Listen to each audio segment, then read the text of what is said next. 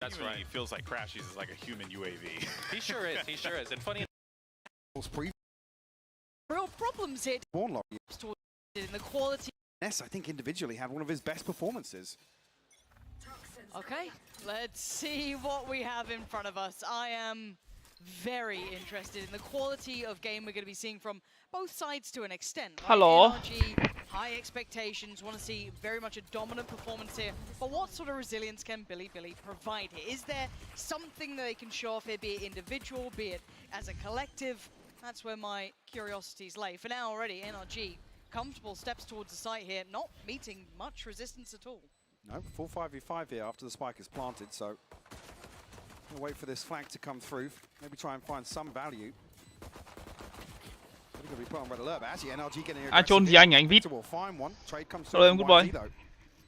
Yosemite on the long way round back through spawn, Lauren. If he gets the timing right, he could do some serious damage here. No one really watching this. Did he make a step there? He might have done, but Xem được biết nó hu nhau em. Reap the rewards already, making some real problems here. Down to 3v3 by the time. Hôm qua đi vẽ xem lúc đầu thắng ấy cười tươi vãi lồn xong rồi thua 2-0 luôn, hài vãi lồn bên thằng này. Hello anh Đỗ. Beautiful recovery for NRG. The flank only coming through to one kill. Fortunately, I mean, initially a three-man play back through the side towards Mount. Could have come to something, but straight away Ardis disengages, and you can see that's the green light for NRG to get aggressive, find this kill onto Rin, continue to solidify this site hold. Here's whether or not that trend does continue towards the buy rounds, and Billy are happy to concede sites. Yeah. Maybe that just being a pistol round strat.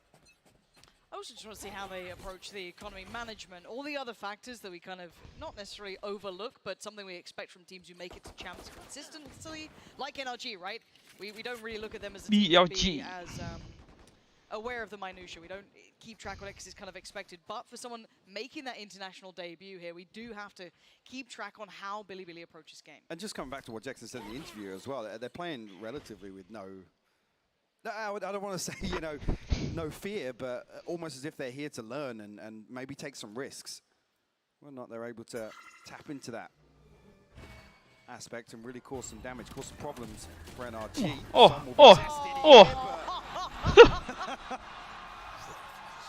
That's a little Cobra round to start things off for Som with the Bulldog. Farm it up, baby. And that's a very quick lesson to learn. Yes, it is. Keep an eye on the cam. Oh, it's beautiful stuff from him. Just cool as hell. Nice and comfy. That'll get you feeling out the game pretty early on. Sitting on 7-0. No stress so far. But this is the big round, right? This is the buy coming in for Billy. If they're going to make a bit of impact, if they're going to make a bit of a problem for NRG, this is the round to do it. And it's an aggressive start, and it's instantly decimated. Victor is looking nasty. Mày như giống như hổ này xong thua 2-0.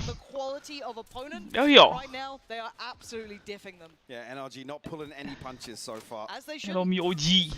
Find themselves in a 5v3 here. The sign of things, Finesse might catch himself in engagement.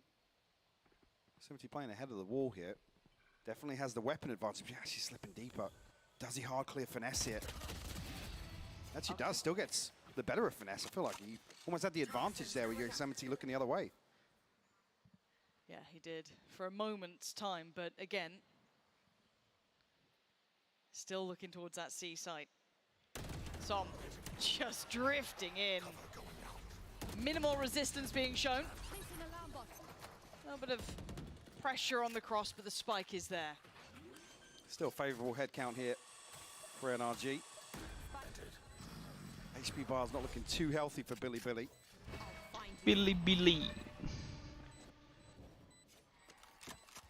Fight back in here. Gonna have to find a kill fairly early on with NRG disengaging from sight. That's gonna seal the deal here. 10 HP. Som's even heard these steps retreating actually. Whether or not they're gonna try and apply further pressure. Team này top 1 chung hay EDG á? Rõ ràng là EDG rồi bạn. Plenty of time to do so, but team này đôi khi còn chả phải top 2. Mấy thằng ASE cũng khỏe mà, nhưng mà giải này chúng nó suy. Yeah, this is gonna be a case of can Ardis get there quick enough? Let's have a little look. Nói chung là EDG nó được cái là nó có kinh nghiệm với cả 5 thằng nó chơi game nó khôn hơn đấy. Cái team đấy ấy, đúng nghĩa 5 thằng khôn và đi mà tay to luôn đấy. Mấy thằng EDG ấy. Lái khỏe điên. Now, of course, the bonus round going in RG's way, their money is going to boom. They are going to be in the best position possible. And again, if you're looking at these fights, this kind of extended fight here, that dry swing towards kind of the back of Waterfall, we're seeing NRG take confident fights. And they're kind of asserting that dominance. For Billy to stand a chance here, they're going to have to quell that pretty soon. Kiểu chúng nó đang có cái momentum tốt đấy. Chúng nó đang có kiểu gọi là tinh thần gọi là chiến đấu ấy. Đâm ra chúng nó ướt trình. Versus a very aggressive NRG. Victor seemingly let off the leash once again.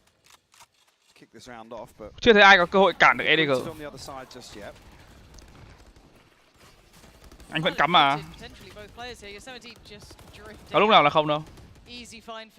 Lao còn cứu được không à? Lao này trước khi bắn giải còn có tin đồn mẹ Aspat muốn rời đi thì tâm trí đéo đâu mà bắn nữa. See what they decide. They're still above a minute here, and they've got that first blood, so working rather perfectly in their favor. Lockdown for Ardis is ready. Som had that ult from almost the starting round, if you roll your mind back. So again, this has been quite the clean affair, and the late round aggression not going to be fully rewarded. Như rồng như hổ. Drop trades coming in, but again, the biggest issue is that one rifle. Maybe YZ could be the one to make this one work. Three in front of him, and NRG almost stubborn in approach. Didn't want to really walk away from this. This will be spotted. Nice. YZ will find one, but down to 32 HP. He'll be licking his wounds after that. Crashes in some elsewhere. We'll find the plant. Any resistance on this? Still got a paranoia to work with. Crashes does have a flashback as well.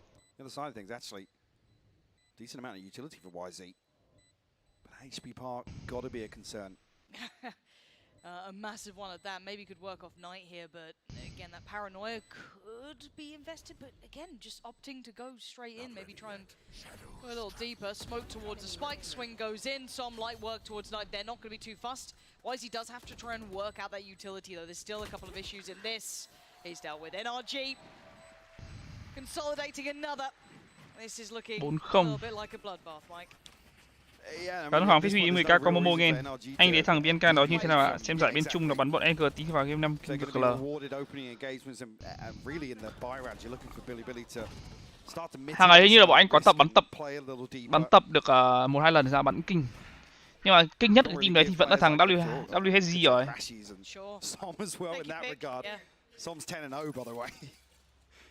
Crew đâu tệ đâu mà để kéo dưới HyperX ạ. Nói chung là cái kéo dưới đấy không phải là crew tệ mà là tại vì HyperX nó mạnh thôi bạn ạ. Bạn nên nhớ là một HyperX không có something bắn với dư bị nó còn vào top 3 đấy bạn. Top 3 Tokyo ấy. Deviate from the plan. They still have so many tools in the kit for NRG. And an unfortunate miss there. That's going to sting. And YZ falls, he loses the paint shell, no ability to shut this lockdown down himself. Actually, Victor could have fallen on the way in, but Detain will come through. NRG still with relatively easy access to site. Give them a chance to find the plant as well. Hôm qua có mấy cháu NRG chịu phải 50.6 thơm lừng mà. Chung là đi mà thiên triều giải bắn hơi ảo. Destroying him on the way back in. NRG very comfortable so far, Mike. I haven't really seen them pose much of a threat yet from Billy. Sure, and talking about here, no ability to really get the finances rolling and get themselves into a position where they can execute any sort of plays or strats that they have built up for this defensive side of Lotus. Looking very one-sided now for NRG. Billy actually going to call a timeout here. And a tough discussion to have when you're trailing by 5 so early on. Yeah. And your own map pick nonetheless. Yeah, and the thing is when we're looking at this, this early on, it's a really tough task. And the other thing face disban rồi. The interview, what do you really learn from a loss like this as well? When you're not having a chance to cuối mùa này team nào disban hết mà. Chung là lại còn là VALORANT ở Mỹ ấy. Chi phí duy trì một team nó lớn lắm. Anh em nhìn đến mấy thằng Sentinel ấy, chúng nó cũng vừa thông báo ấy. Chúng nó một tháng chúng nó tiêu 700.000 tiền cho lương các thứ ấy. Chúng nó chỉ có thể duy trì được 3-4 tháng nữa hay sao ấy. Nhiều tiền lắm. Valorant ở Mỹ tiêu nhiều tiền lắm. Forced them away from this space early on. NRG didn't fancy committing to that engagement. Finesse going to be played in on the other side of the map though. Yosemite will fall. Creating an opening here. There's a bit of a gap in terms of the rotation timing here. Seeker's going to make things even worse for Billy. Yeah, it paints such a very precise picture of how far back that defending side Plays is. Ardis in as well. Look at this. Ôi rồi ôi, Adit. Wow, I thought it played Ardis in. Yeah, I thought he'd be cleaner with that, but Knight gonna be able to pick up. Có khi nào sau champion này Adit tái hợp với cả Adit mẹ mày nào vi ông ta? Không, nhưng vấn đề của Navi là Angel. Cái vấn đề của Navi đéo phải ai cả mà là Angel.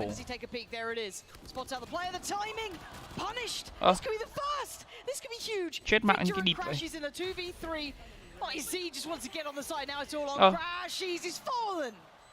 Billy finally drawing some blood. You find a response here.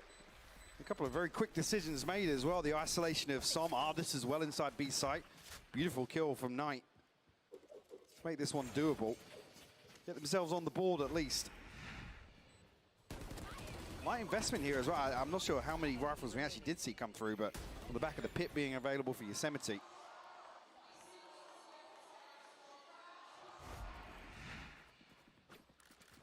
See how far they can carry this now. No ultimates left here, Finesse being the closest to the pit, 3 orbs away, but Billy on the other hand, plenty of tools at their disposal. This could be a huge swing point for Billy. If they're able to keep this up, this could be the gateway, right? This could be that last round just gone could be everything to them. Chơi smoker đéo ơi, smoker toàn chết đầu tiên thì chơi gì? However, for now, you can already see the adjustment from NRG. Looking at other options across the map, but so far matched step for step by Billy. Curious here with only one member of Billy ridden over towards C. This one way's gone up, yes, but looks as if Ardis is going to head back across and get decent progress back towards the lockdown. Not really going to be able to contest this space on Mound. NRG just looking to maximize value from this. Som 11. And already seeing a big adjustment after that timeout. Look at this mini-map here. Nobody really taking close contact on the side of Billy towards any site. NRG have been given space to work with. And on default's just somewhat given them that access point towards C now. Resetting these players. Now going to force out the lockdown though. Flash goes in. Looking like they want to commit through this. They got out 6 seconds to try and handle it and Rim plays forward. Chó bảo vệ cái Adit mẹ mày. Lockdown vãi lồn luôn mà. This is huge actually. Putting the pressure right back towards NRG. And now FNS and Ardis with their work cut out. 10 seconds to make something happen, and it's looking unlikely. I think they have to pull the plug on this round. Great response here. You see how desperate Victor is to find the paint shell onto the lockdown and remove that layer of pressure, but NRG have to pull the plug. We'll concede a second here. It'll take a couple more to break the bank of NRG. They follow up with a consecutive round.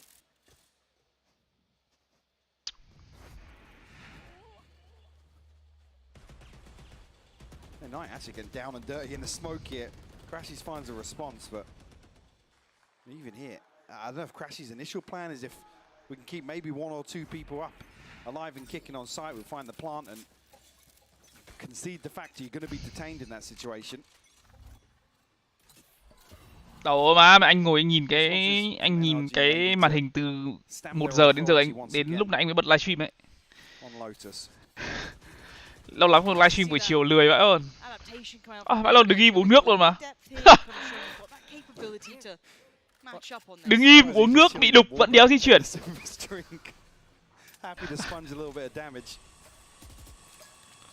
Call's been made though. There's already 4 members of Billy over towards A site line. Yeah, but Victor's a little bit further ahead of this. Paint shot towards back of site. Plant going to come in. Last time around, we're successful in the retake. This time around, going to have to be tested a little bit further here. Delayed on the plant, but going to make it through. No one working off that initial barrage of utility here. As Victor's going to get away with holding this position a little longer. Forced forward, but now FNS going to be holding on. Again, struggling Crazy to make down that good. first shot, but suddenly they draw blood. Crashes falls and it opens up a chance. Som now has too many targets, but he deals with it so well. Snaps back to attention. Coming from Som.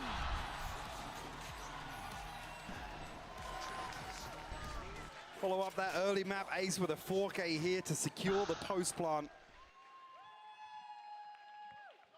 Looking snappy there from Som. Billy looking as if they have a real shot at this retake, but Đến đây mà thua được thì cũng vãi lồn, 15 chết 2. Som flips in NRG's favor. Just lovely work from him to divide it so comfortably. They were all 1v1s. Every single one of them. There was no trade coming out. There was no instantaneous pressure, no unfair fight for him. And you just can't give him that level of room. Trying to get aggressive, Victor does not want any of it. Knight is there, though, to backfill this, so at least gets the trade out.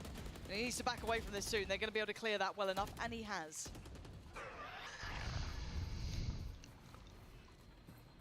First real push out towards rubble we've seen from NRG that feels fairly committed. Will result in a 1-for-1, both Rays players dying. Asking, when are NRG going to be able to stamp their authority back on this map already? Looking to continue or follow through from that 4K from Som. Cái gì đây? Nay T1 đánh anh ơi không hợp ngày rồi. Lại là câu chuyện thì mà T1 có faker và T1 không faker à? CR is considering maybe some presence towards B, but deciding against it in the end. Maybe just trying to be more of a potential threat. Khác bọt vãi lồn luôn mà. Goal looking like C. We still have Rin here. Kit of utility in the way as well. This is still going to be a tough take with 36 seconds. Do they pivot?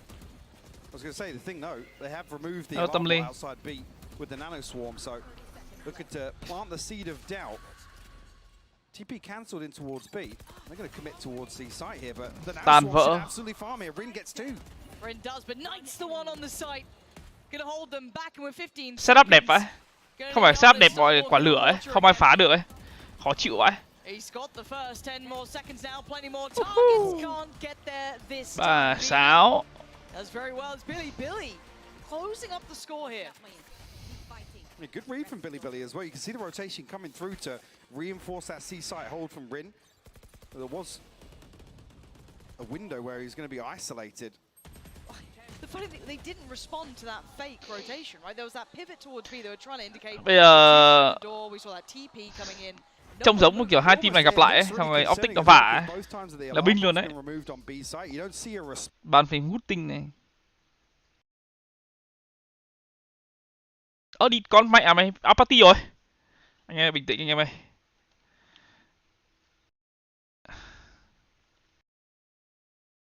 Anh em bình tĩnh anh em ơi. Đéo ổn rồi. Đéo ổn rồi anh em ơi. Từ. Không có party là mệt lắm. Ouch.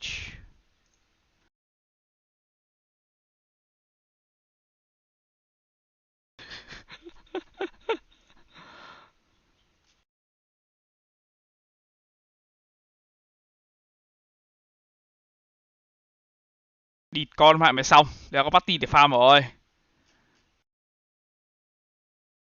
Fuck man.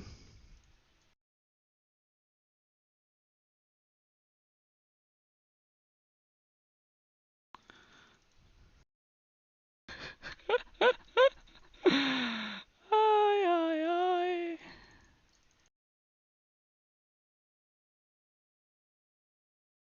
Con đường tơ lụa bạn này, này là con đường tơ lụa. Đi con mẹ đứng đâu ấy, cho đứng cắm ấy. Chọn chỗ đi các bạn.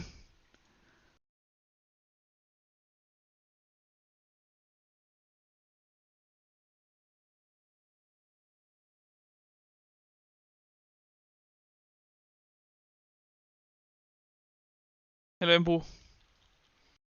Lao còn cứu được không á? Mình nghĩ là Lao giải này khó cứu. Mình nghĩ là Lao giải này đi sớm. Tại vì chung là chơi game ấy mà chưa chơi mà mày đã có team chuyển nhượng rồi thì chơi đéo gì nữa. Đúng không? Mình cũng đéo hiểu là sẽ chơi kiểu gì với cái tâm lý như thế luôn.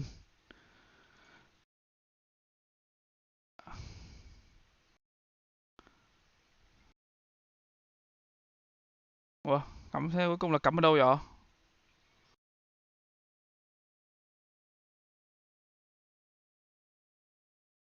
mẹ đời.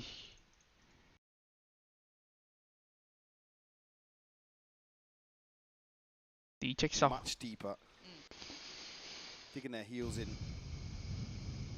Anh đang chơi con Sova đúng rồi. Chơi trò nào phải chơi với con bắn cung hết bạn ơi. That's where NRG definitely were in control of the start of this half.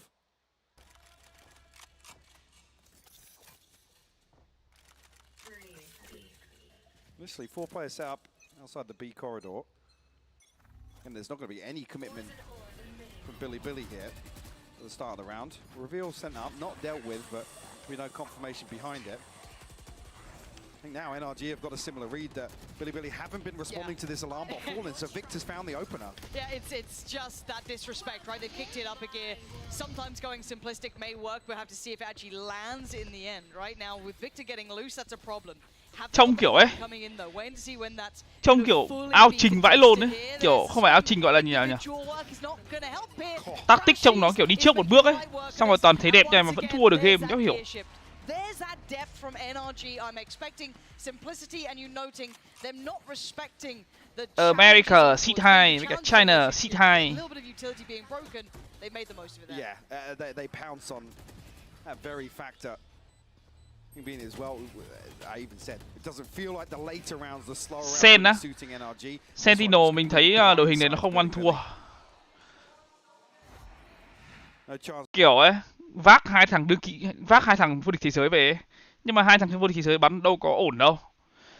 Vác thêm thằng vô địch thế giới nữa về, đúng nhỉ, Jimmy Ngủ Yên, xong cũng đâu có ổn đâu. Nói chung là đội hình đấy nó cái tổ chức ấy như kiểu bị nguyền rủa ấy. No harm, no foul.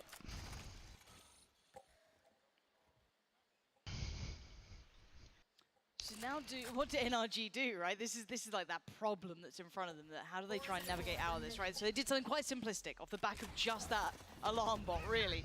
But you can't do that every round. And hold on, here comes the party. Finds nothing. They're already looking towards B again. I think they found a little bit of maybe. Jay của bạn còn đéo ai thèm mang về team kìa. Ở đây Jay đéo giờ này. And yeah, simple is working.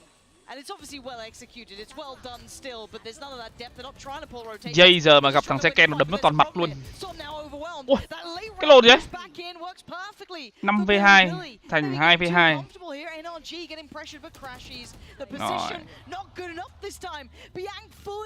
Rồi. Leaving finesse in a 1v2.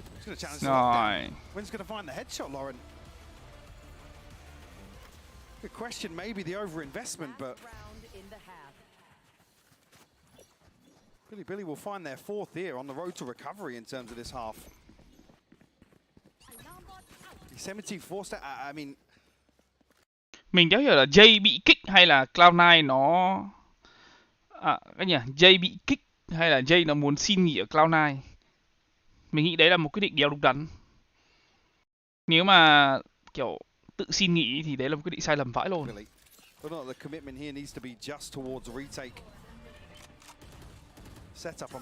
C9 kích à?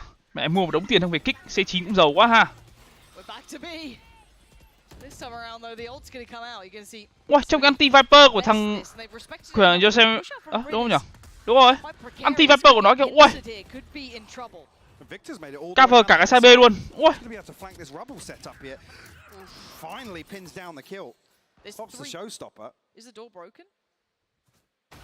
Yep. Oh, that could have been scary.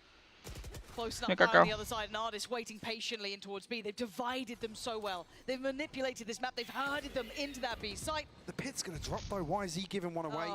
They've relinquished all of this control on B side, but big play in for him. He actually can't handle it. The white swing from Rin, so valuable. It's a 3v3. They're not out of the woods at all. Yeah. Oh, what a shot from BenQ. What a player, actually. Really picking up some key kills here in these later rounds. Som has to evacuate the site. Still going to get hit by the ult, and the timing for Victor there. Just a window away. Spots so many players, though. Som now, he's going to be screwed. BenQ is just bulldozing through the site, leaving Victor, in an unwinnable scenario. Billy on these retakes. Showing some real potential. Billy. It's all about it being the road to recovery. 7-5, you've got to be feeling really good about that as Billy. Absolutely. Switching sides. Getting absolutely shut down in the first few rounds of this half. They're showing real resilience here. Fanatic nên sợ. BLG đi á. Khó bạn ạ. Thật khó. Chung là mấy cái đội hình ấy mà nó kiểu nó không có thằng nào yếu ấy, cảm giác khó lắm. Mình không đánh giá cái team NRG cái cao đâu nhá. Tại vì kiểu Adis này trông kiểu phong độ cũng phập phù này, xong rồi kiểu Crazy này, xong rồi Victor các thứ, xong cuối cùng người gánh kèo lại là Som.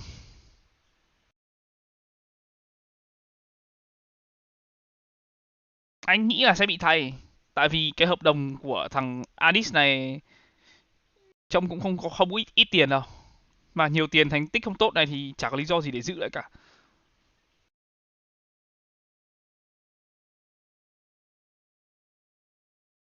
Kiểu bắn cũng cảm giác chưa giống dáng vẻ của một ngôi sao lắm ấy. Kiểu vậy. Hello Danh. Right? It felt like NRG couldn't quite get a beat on what Bilibili were doing sometimes. Very uncharacteristic of a traditional opponent. However, on the side switch, can they keep it up? And on the side switch, well, hold that thought for a minute. This might be given an opportunity to clean up here. Som, does he go unchecked? Ôi ôi ôi! Punish on the first, we'll find the response. Boss ạ! Finally dealt with. Oh fuck! But they're ahead of that paint shell, but they're not ahead of the frenzy. Now Victor with it all to do. This could be Bilibili off to the perfect start in the second half. A little bit of chip damage and then some. Hold on. Perfectly timed paint shell from Victor. This could be huge though, because he's got that readjust as well towards short. They still. Trông mặt căng thẳng vãi lồn, thở. Hồi hộp vãi lồn. Up towards heaven, so. And he's got the spike, just so close by. Gonna force Bilibili to try and play this out well, but it is Victor. And they're starting to step in. When's he move? He hasn't seen them yet. They're Victor's, on the he side. missed the cross. Spike now picked up. He's going looking. He's starting to consider. Has he noted the spike? The penny's dropped. Here he's seen a pixel though, and he's found one. Now can he find the follow-up? Keeping his boombot till late game. Does he play patiently? We know where they are. He doesn't. And already on the move. Victor's on the hunt. Prowling behind him. 50. Trông thở hồi hộp vãi lồn. Trail of blood towards that C site as Victor closing on in 3 bullets. Asphalt về Sentinel là đẹp rồi. Chơi với đồng đội cũ là đẹp rồi. Energy đéo rồi. He finds it, saving NRG from an uphill struggle on the second half. Great recovery from Victor to close this one out. You're almost getting a little concerned there when he misses the cross. An opportunity for Knight and Yosemite to slip into the night with that spike. The Red Bull clutch from Victor to kick off the second half here. A sigh of relief from NRG, yeah. But looking at those early fights, Thề luôn, trông mấy phát đấy đi mà căng thẳng ác luôn. Trying to take these very one-for-one fights, almost kind of ego fights, but they're not winning them as cleanly as I thought. So do they need to adjust now? Do they need to fall back a little bit? Where's the balance to this? Because I feel like you can't play a super passive game against Bilibili, but I feel like there is a balance to be struck. Actually seeing some light shields invested on the side of Bilibili. Oh. Just a sheriff in the hands of Yosemite. Right. We'll see if they, I mean, if they can catch one of these upgrades. NLG have as close to full invested. Top toàn highlight bắn ranh. Maybe the Spectre. It's tough though. How are you going to find a player out of place here, right? Oh, it's not there. Oh. À đây, hôm qua đoạn này mình xem một tí này, xong mình tắt game, mình tắt đi, mình ra xem, mình ra trên con đường tơ lụa. Đoạn này xem này, xong xem cười tươi vãi lồn luôn, cười tươi ăn ảnh luôn. Sau đó này, cười vãi lồn cười. Xong cút. Rồi sao thấy cút? Đấy, cười. Các kiểu xong qua cút.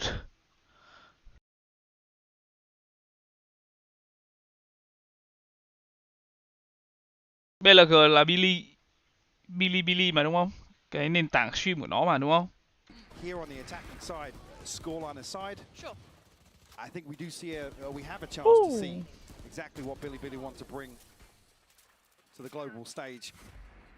That's what I'm hoping. Thì nó đọc Bilibili là đúng rồi còn gì nữa. BLG giàu VL anh ạ. Thôi. Em thử kể tên một tổ chức Trung Quốc mà không giàu cho anh xem cái. Thế mày. Toàn con của triệu phú với tỷ phú với cả triệu mẹ mày các kiểu. làm tổ chức Esports. Chịu. Tôi cần một người như thế ở Việt Nam.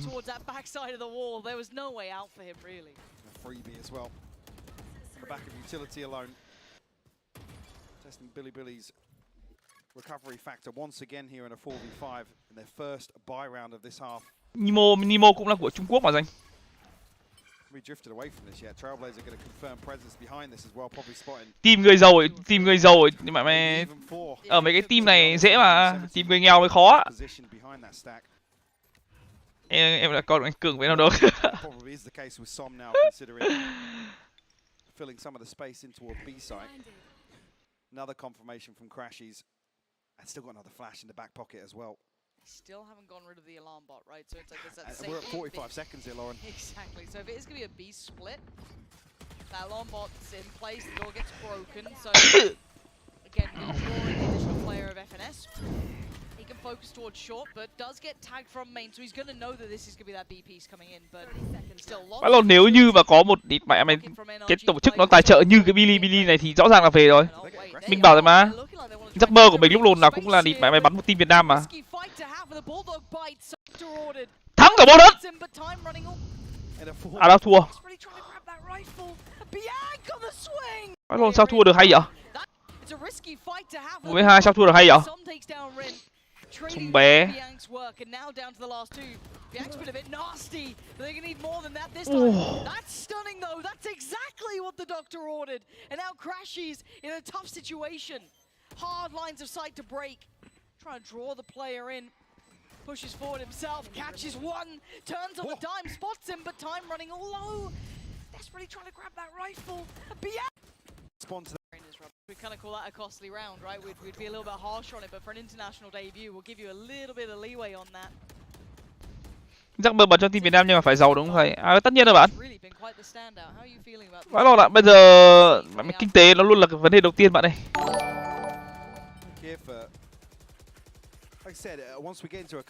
Xưa đam mê nó chiếm 10 phần, giờ đam mê nó chiếm còn có 8 phần thôi bạn ơi. 2 phần là địt mày miếng cơm manh áo đó bạn ơi. Tầm này người ta nhà cửa mẹ vợ con đều huề rồi, mình còn đéo có cái gì, có đúng cái xe máy còn đéo phải của mình.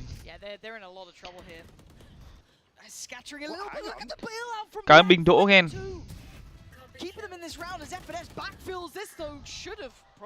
Mẹ mày, bạn cứ thử tưởng tượng ấy, bạn lấy Ronaldo về xong bạn trả lương của địt mẹ mày cầu thủ bóng đá Việt Nam ấy. Bạn nghĩ ai về? Rõ ràng là đéo ai về rồi.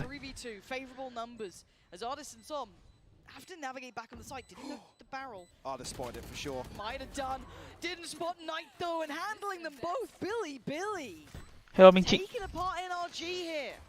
Cảm ơn Đỗ Trương Trường Giang 10k có MoMo nghe, đam mê đi đôi với tiền tài.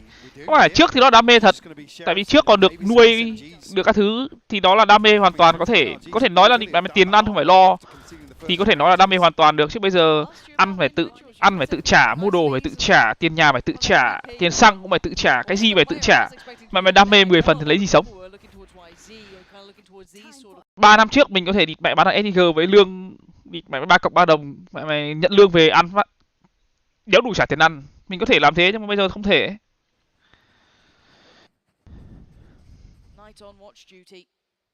Definitely looking to play damage control here for sure. Maintain this financial position because a couple. Hang on, Yosemite struggling to pin down the first. Crashes have found one with a stinger. Rồi hôm nọ mình cũng xem. Em chỉ ở vãi lồn.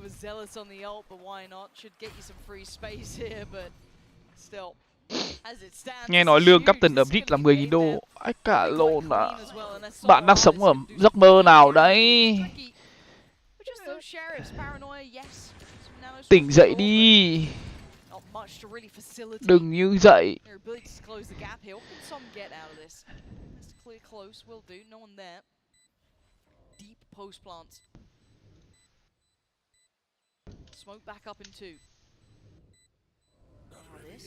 Trying to get a cheeky defuse up on the banister here. This is going to be Som to attempt it.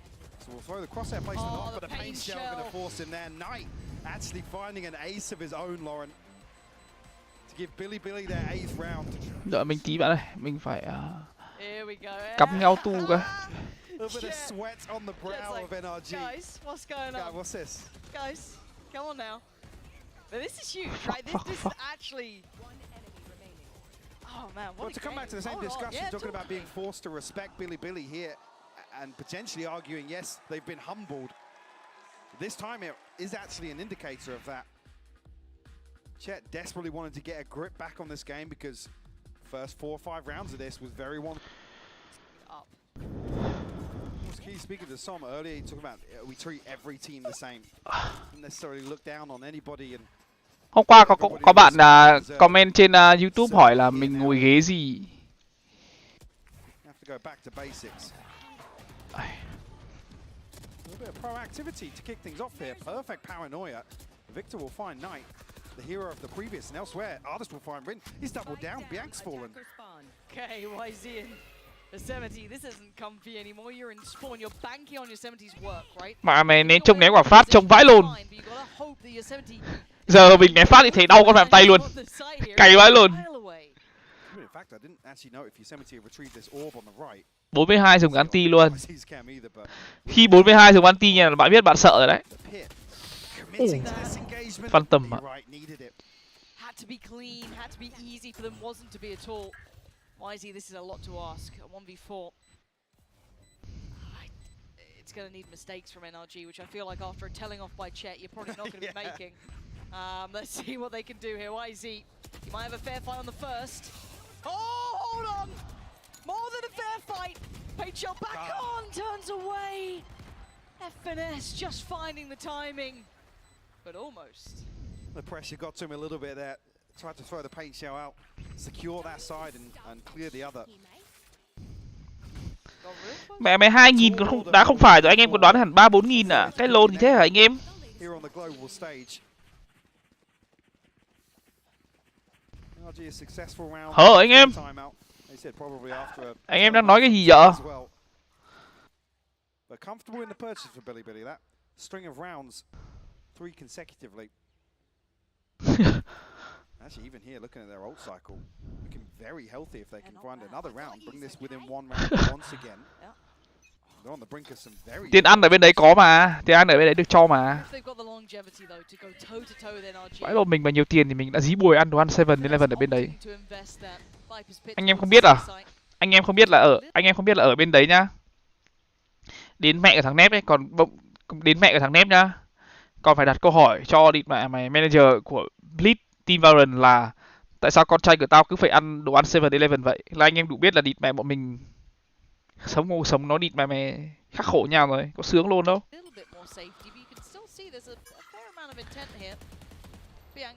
Cái lúc mình order ấy chẳng qua là những cái ngày đấy là ngày cuối cùng của sinh ấy thì mình order thôi, chứ còn địt mẹ đéo bao giờ mình sống như thế đâu các bạn.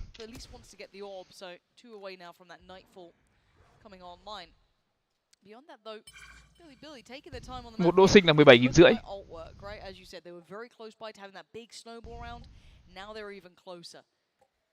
Chỉ biết năm sau lương tối thiểu của thầy là 50.000 đô thôi. Đấy là lương ở NA bạn ơi. Ở châu Á thì không biết. Chưa có thông tin nào chính xác cả. Chưa có thông tin nào cụ thể là cái lương minimum ấy là dành cho những team franchise, nhưng mà có dành cho những cái team đi từ Ascension lên không? Chưa có thông tin cụ thể nào cả. Đến bây giờ giấy tờ của mình đâu biết là bao giờ được làm đâu. Như kiểu là giải franchise ấy, nó diễn ra từ giữa tháng 1 năm sau đã bắt đầu rồi, nhưng bây giờ giấy tờ của mình vẫn chưa bắt đầu làm này. Thì mình cũng đéo hiểu là như nào luôn, đéo hiểu bao giờ Riot mới cho làm. Lương Trung Quốc thì nói làm gì bạn? Địt mẹ chơi game như kiểu môi trường Trung Quốc là ước mơ luôn đấy. Khắc nghiệt, vừa khắc nghiệt nhưng mà lại bù lại được nhiều tiền, ước mơ luôn đấy. A lot of players coming his way. Finally falls back, respects it. The paranoia will record him, so right choice made. And just spams through the smoke. Finds Knight perfectly. Dips out before taking full damage. And there's lockdown, but how far do they chase on this? They do chase it. Why is he chased that far? Someone's waiting for Rin to go exploring, but still there's danger here. They have to respect this lockdown now. They have to move away. And that's actually an opportunity to punish the back line here. Crazyguy will find Yosemite. Stuck behind their snake bite now. Sai giá bắn nó đập vào cái tường trước mặt chị. Lộ cả người ra chết thì vãi luôn.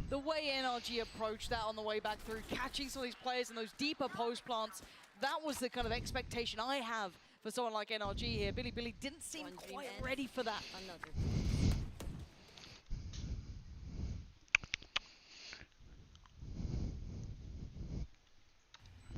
More collected in terms of the approach.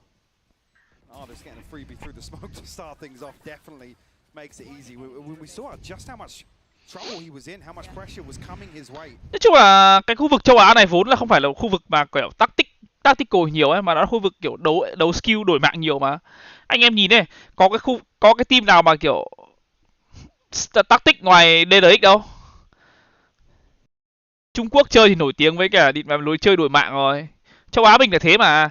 Châu Âu thì mình nói là châu Âu nó là lối chơi gọi là kiểu chậm rãi, chiếm vị trí. Anh em nhìn châu Âu bắn này. Trong mấy thằng Fnatic được bắn là một ví dụ, hay Navi được bắn này. Lúc nào cũng là từ chiếm vị trí này, xong rồi kiểu cài người xong về chiếm vị trí khác, xong lại tiếp tục như thế, xong rồi đánh 20 giây mới đánh, đúng không?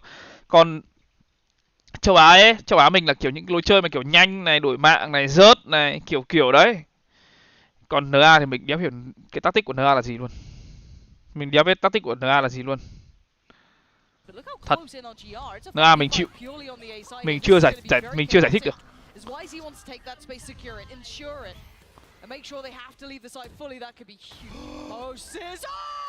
Không, nhưng mà nhá, để mà nói ấy, châu Âu nó chơi chậm ấy, đấy là một lối chơi chính xác nhất luôn. Tại vì anh em biết rồi nhá. Mình chỉ ví dụ anh em thôi. Là ở CSGO ví dụ nhá, ví dụ là ở CSGO anh em có 5 quả smoke. Ví dụ thường người ta sẽ mua 5 quả smoke và 5 quả lửa. Đéo cần quan tâm flash với cả nade. Tại vì thường là sẽ có ít nhất một quả flash đi, là 5 quả flash. Bên phòng thủ ấy thì người ta sẽ thường làm gì? Người ta sẽ dùng lửa. Bên CT hoặc là bên T người ta sẽ dùng lửa. Lửa để làm gì? Lửa là để chống rớt cho bên CT. Và làm gì? Và chiếm vị trí cho bên T. Hai bên sẽ gọi là kiểu đầu game sẽ trao đổi lửa này, trao đổi 1-2 quả smoke này để chiếm vị trí. Xong rồi làm gì? Đẩy lên chiếm xong, bắt đầu trả smoke, ép câu time thời gian ấy, bắt bọn bên TS phải chờ gần hết thời gian rồi mới đánh được ấy. Thì bên TS thì ngược lại, bên TS thì cũng phải làm gì? Đi chiếm lại. Ví dụ kiểu CT chiếm A thì TS phải đi chiếm B, CT chiếm B thì TS phải đi chiếm A, không thể nào mà bạn ngồi chờ quả smoke, đúng không? Thế nên là đấy là lý do vì sao ấy chơi chậm là một lối chơi thông minh. Bây giờ chuyển sang VALORANT, bạn nhìn con Omen đéo bao giờ hết smoke, đúng không? Các bạn nhìn Omen là một ví dụ, đéo bao giờ được hết smoke. Hoặc là có những con ấy giết 2 mạng xong hồi lại như kiểu nết con Raze. Bây giờ các bạn mà đánh nhanh, ví dụ bây giờ các bạn đánh nhanh là sai của Omen nó ném smoke. Các bạn rớt 5 thằng vào, 4 thằng thôi cũng được, một thằng đi lợn, 4 thằng rớt vào, Omen ném quả mù. Các bạn ném hết, các bạn bên tấn công các bạn ném bum. Ví dụ các bạn không chơi smoke, không chơi Omen đi, các bạn chơi Asha. Các bạn đặt 2 ngôi sao, đặt 1 ngôi sao nữa để hút, 2 ngôi sao để smoke. Các bạn hết con mẹ luôn, nếu mà các bạn không vào sai các bạn hết đồ. Về sau các bạn cũng đeo đánh được. Còn Omen bên kia nó thong thả, nó bắt một quả flash, nó chiếm, nó chặn được rớt. Nếu các bạn rớt vào, con Raze này nó giết người, nó ném nết, nó giết 2, nó ném tiếp quả nữa, các bạn cũng đéo có cơ hội nào thắng cả. Chung là mình nghĩ cái lối chơi chậm ấy là một lối chơi chính xác.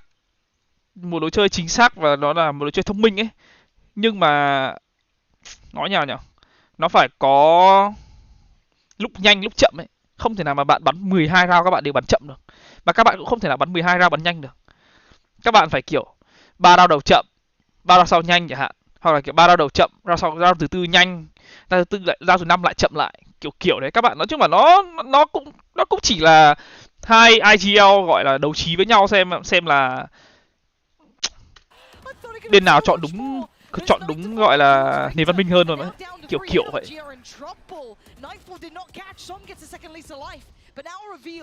Kể các bạn nhìn Blitz bắn, đúng không? Các bạn nhìn Blitz bắn lúc lồn là bọn mình có xu hướng đi nhanh vãi lồn luôn, đi 4 thằng 5 thằng đội mạng, đúng không? Nhưng rồi sẽ có lúc bọn mình đi 5 người, ví dụ bọn mình đi 3 round đầu, 3-4 round đầu bọn mình đi 5 người chẳng hạn. Thì đến một round nào đấy bọn mình sẽ có một người đi lẻ. Và xong rồi có những round bọn mình đánh nhanh, rồi sẽ có một round bọn mình đứng lại, không đánh gì cả, không làm gì cả, không chiếm đâu hết, bọn mình chỉ kê đẩy thôi. Chứ mà nó chỉ như thế đấy. Đánh chậm là một lối chơi chính xác. Đánh chậm mình đánh giá ấy, đánh chậm ấy là một lối chơi chính xác và thông minh. Nhưng khi mà bạn muốn đánh chậm thì cái timing và cái di chuyển của cả team nó phải rất là đẹp và phải phối hợp rất là tốt. Nhưng mà Na'Vi của Valorant thì mình không thấy nó đẹp. Cái thời mà đỉnh cao của đánh chậm ấy, mình nghĩ là thời Astralis đầu ngày trước và thời của Na'Vi Boom Beach. Đấy là mình nghĩ là cái thời mà đánh chậm nó đẹp vãi lồn luôn, trông nó đánh chậm đẹp vãi lồn luôn, timing nó không lệch một giây nào luôn. Đặt bom hết 3 giây 8 thì địt mé 5 giây đặt bom, đẹp vãi lồn luôn. Hai cái thời đấy là cái thời set là mình thấy nó đẹp mắt nhất. Đẹp về tactic, còn không phải đẹp về tay.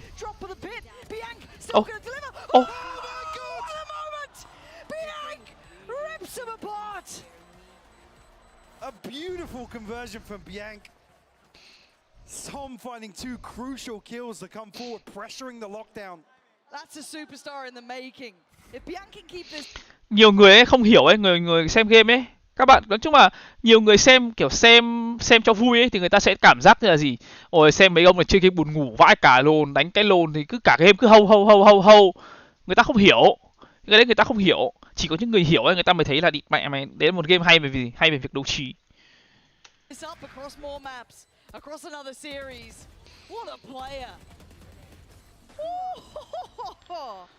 A beautiful Red Bull clutch to keep Billy in the game here on map 1. Finesse left scratching his head about it. That was all the ults though, Mike. They put everything into that. NRG, couple of orbs away here and there, and actually you're going to see a brawl here. Victor, where'd he go? Lined it up. Knight, he's found the backstab. Knight just somehow evaded all. NRG, couple of orbs away here and there, and actually you're going to see a brawl here. Victor, where'd he go? Lined it up. Knight, he's found the backstab. Knight just somehow evaded all that vision, and look at the pace change here from Billy.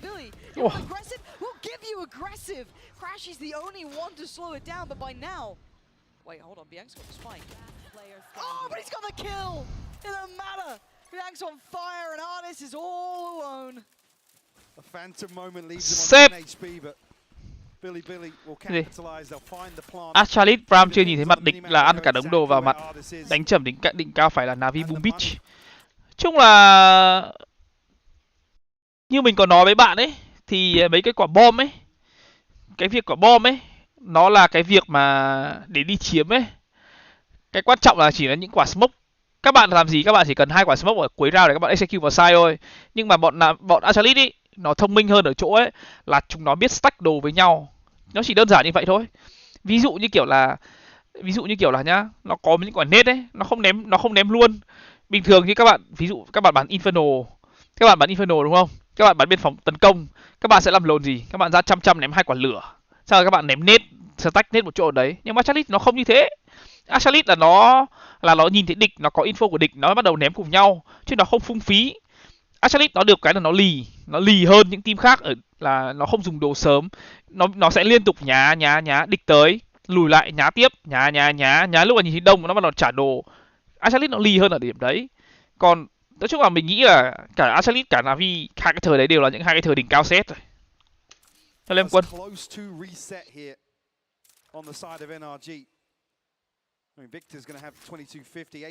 Nó lì, mình thề với các bạn luôn, xem chúng nó bắn nhá, bọn Astralis nó lì vãi lồn luôn, nó lì vãi cả lồn luôn, nhưng kiểu chúng nó tự tin đấy. Chúng nó biết là team bạn có dí bùi vào side đâu ấy, là nó cũng chả vào trả đồ. Các bạn nhá, ví dụ các bạn canh ở trong side B Inferno chẳng hạn, có những lần mình xem nhá, các bạn canh trong side B Inferno, các bạn nhá bao cát đúng không? Các bạn đứng ở CT các bạn nhá, thấy địch tới bao cát rồi thì các bạn sẽ làm gì? Các bạn sẽ trả smoke ra đúng không? Có những round nhá, chúng nó đéo thêm smoke luôn. Đấy, bố mẹ để con mẹ mày hở B đấy, chúng mày vào con mẹ mày luôn đi. Tại vì sao? Vì chúng nó biết là địch nó không đi 5 người để vào execute luôn đâu. Thế là chúng nó sẽ câu được thêm 5-10 giây nữa.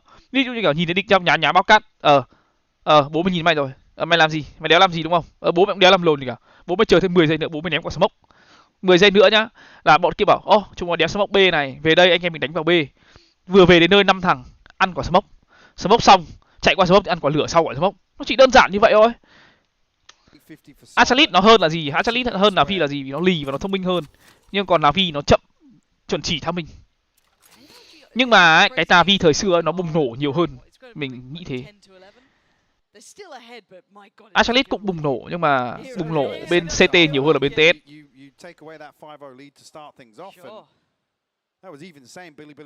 Còn Navi thì nó bùng nổ bên TS nhiều hơn ở bên CT.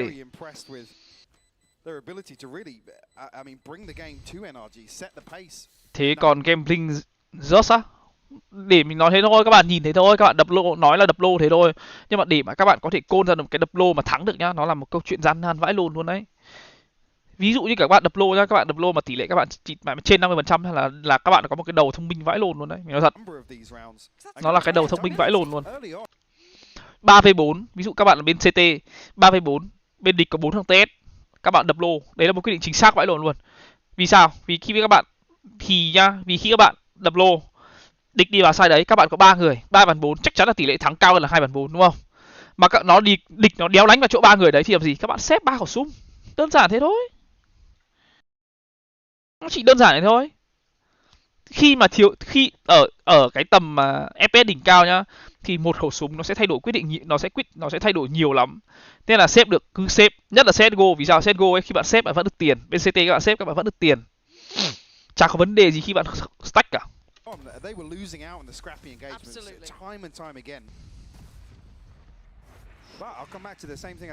Cái gì? Achalit nó nhờ có tactic kinh mới ăn 4 bây giờ đấy chứ độ tay có hơn team nào đâu. Phải lồn. Thế thì các bạn địt mẹ mày nhìn, thế thì bạn lại phải nhìn địt mẹ mày Inferno, địt mẹ mày Masis Boy đứng ở pit vào bao nhiêu yêu bằng hết, hay là địt mẹ 1v2, 1v3, 1v4 đúp Zibic clutch hết. Đi vào địt mẹ mày rớt vào sai thì gặp Dupri với cả gặp mẹ mày device shutdown hoàn toàn. Mẹ mày cái thời Achalit đấy là bạn đấu tay không ăn ai thì mình nói thật luôn là bạn đần vãi ổn, hoặc là bạn đéo biết xem điện tử. Look at him. Through no fault of his own, is lost in the source. Yeah, he's vulnerable. He's like, flashed what's up. going on? Wait, they've broken the money, I think, as well. Yeah, no, they have. Oh my word, this is actually huge. This could be the... Trừ level ra, đéo trừ luôn em ơi, level bắn cũng kinh luôn cơ. Địt mẹ mày cái thời đấy level bắn cũng kinh luôn cơ. Cái đấy mới cái khó hiểu. 60-40 games, maybe go the 40 way, or it depends how you look at them. This could be genuine an upset. I'm not going to say too much yet, 'cause it's only map 1, right? Like, and NRG are still in the lead. I'm saying nothing. I'm just saying this could be the first real upset. At least on the Chắc hết máu mana, phải mua máu mana anh em ạ. That's it. As it stands, aggression, an artist rewarded. Takes down Rin, but the trade comes in. Crashies expected, yes, but Punish Bianc is just a monster at this game. Bạn phải hiểu ấy. Bạn phải hiểu ấy. Cho đến cuối cùng ấy thì game FPS này nó vẫn là bật nhau. Bạn chỉ cần hiểu một điều như thế thôi. Cho đến cuối cùng ấy thì game FPS nó vẫn cứ là địt mẹ đặt tâm vào đầu và bắn. Kể cả bạn có tactic rời, bạn địt mẹ có IQ địt mẹ 200, 300 cho hẳn 1000 IQ luôn đi. Địt mẹ mà tay bạn đéo bắn được chết người thì bạn cũng đéo được thắng được. Nó chỉ đơn giản vậy thôi.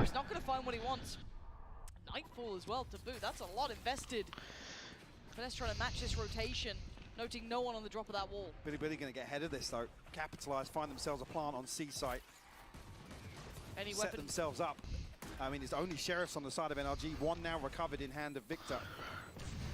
Well, if they get another kill, it's game on, right? Like then that retake's got a little bit of leg to it.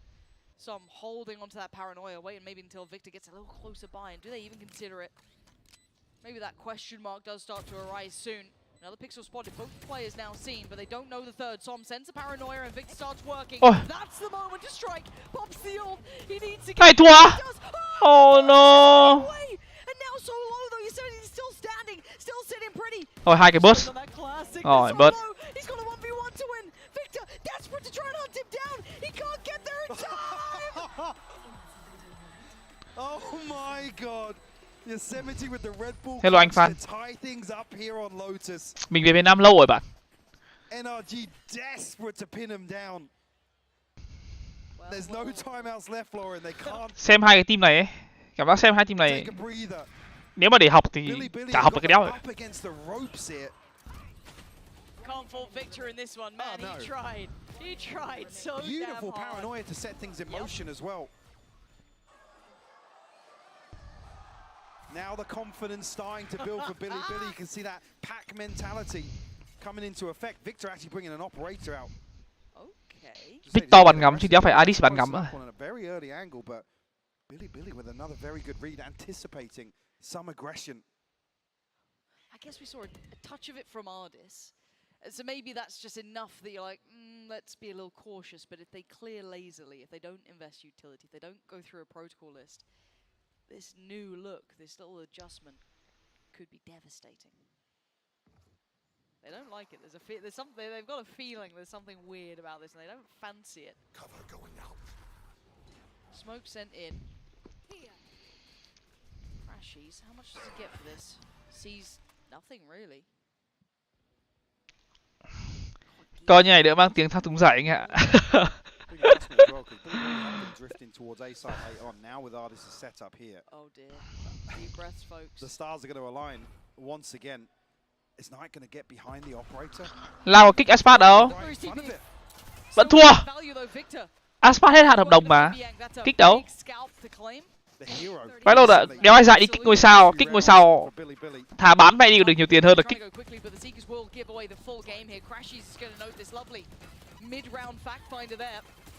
Oh no! Oh no!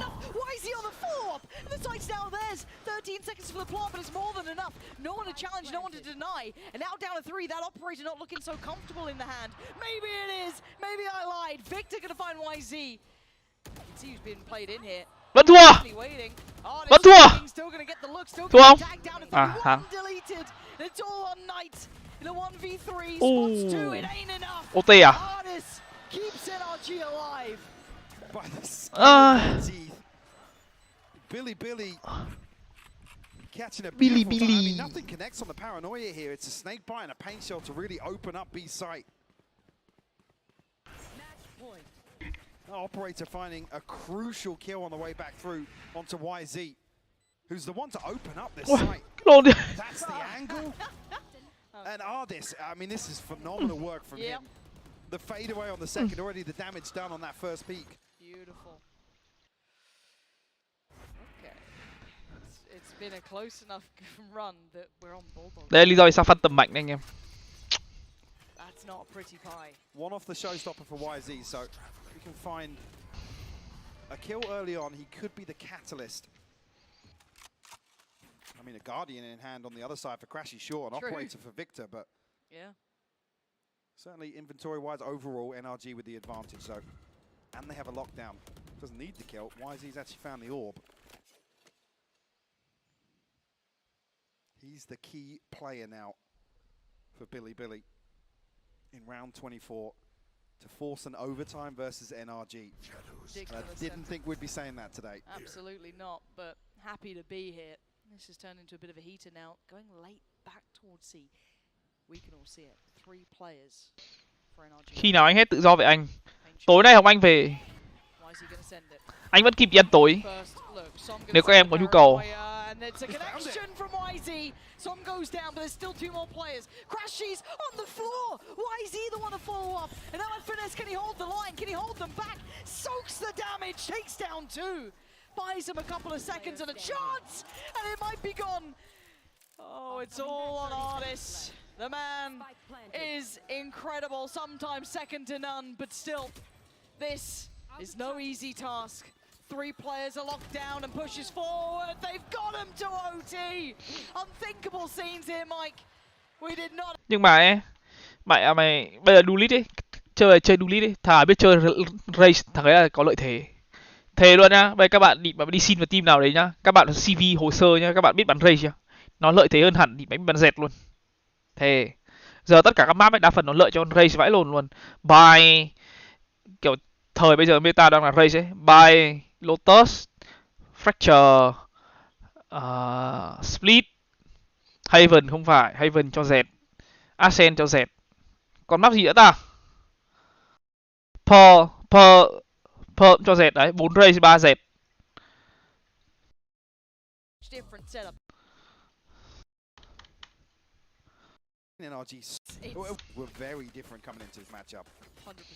Nhưng dẹt từ lúc đầu đến giờ chưa bao giờ out meta gì, đúng rồi. Dẹt nó không bao giờ out meta được, tại vì nó quá tốt để entry. Nhưng mà để nói về mang lại nhiều impact hơn thì con race mang lại nhiều impact hơn. Ngô Công Anh, anh nghĩ team nào có khả năng vô địch champion cao nhất à? Cảm ơn Zack em, Fnatic em ơi. Oh fuck. NRG kicking things back off on the attacking side here. It started off beautifully, absolutely dominating Billy in regulation. However, the adjustment came in.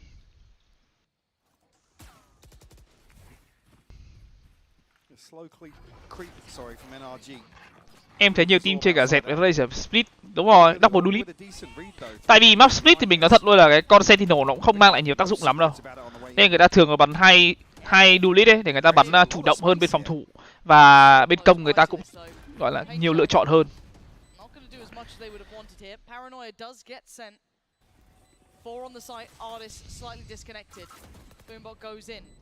Paranoid not going to connect on that front line, so that's going to be easy work for Som, but look at the back line falling! Oh my word, Billy! Eviscerating 3, bringing it back down to a 3v2, making a 3v1! Crashies, last alive, locked out from the spike, you can't really deny this now! Look at it, there's a firing squad on the other side, and Crashies desperately tries and fails! 13 to Billy, finally taking the lead in OT! Switching sides. Match point.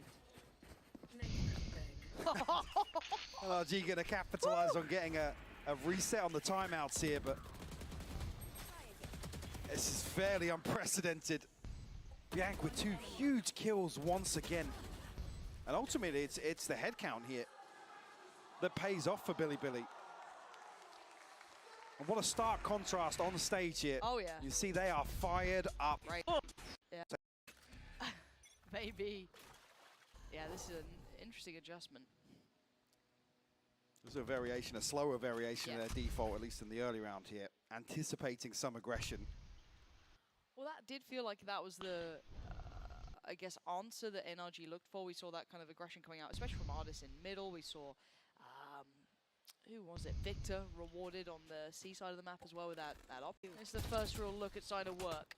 About a 1 minute marker. Turret gets dealt with in middle, but no response off the back.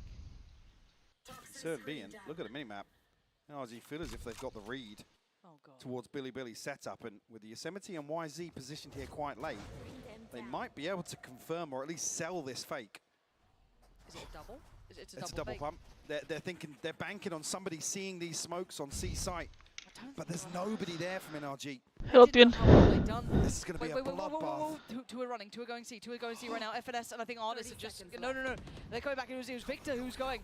Oh, okay, this is going to be ridiculous. And now 25 seconds of 5v5 on the side. YZ goes down, Artis holds the line, no. Victor with a paint shell comes in, Som wants it on the action. Yosemite does get the trade out. Again, this is ridiculous, down to 2, making it 2. Right on. As if he's the one. Chỉ thế thôi và chúng ta đã thua. NRG game and ảo thật đấy.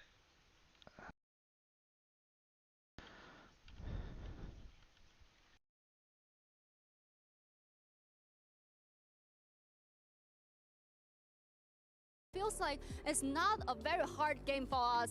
It's still winnable, and after that we just would like to make some adjustments and have a good focus into the game, and after that we're able to get that win. It was a beautiful win. Thank you very much, Wendy, for translating. TP in one. The first of them, they lost 60% of their man-up scenarios. You know, just they like to carry this confidence into the map. Coach cũ của Sentinel rồi.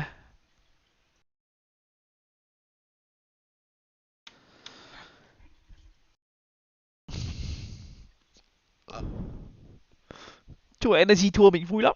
Mình đéo thích thằng coach của Energy này. Mình đéo thích. Nó kiểu nó bị thượng đẳng vãi lồn, nó kiểu nó chảnh vãi lồn ấy. Lúc tập với chúng nó nói chuyện kiểu bì trên vãi lồn, mình đéo thích. Đéo ưa nổi.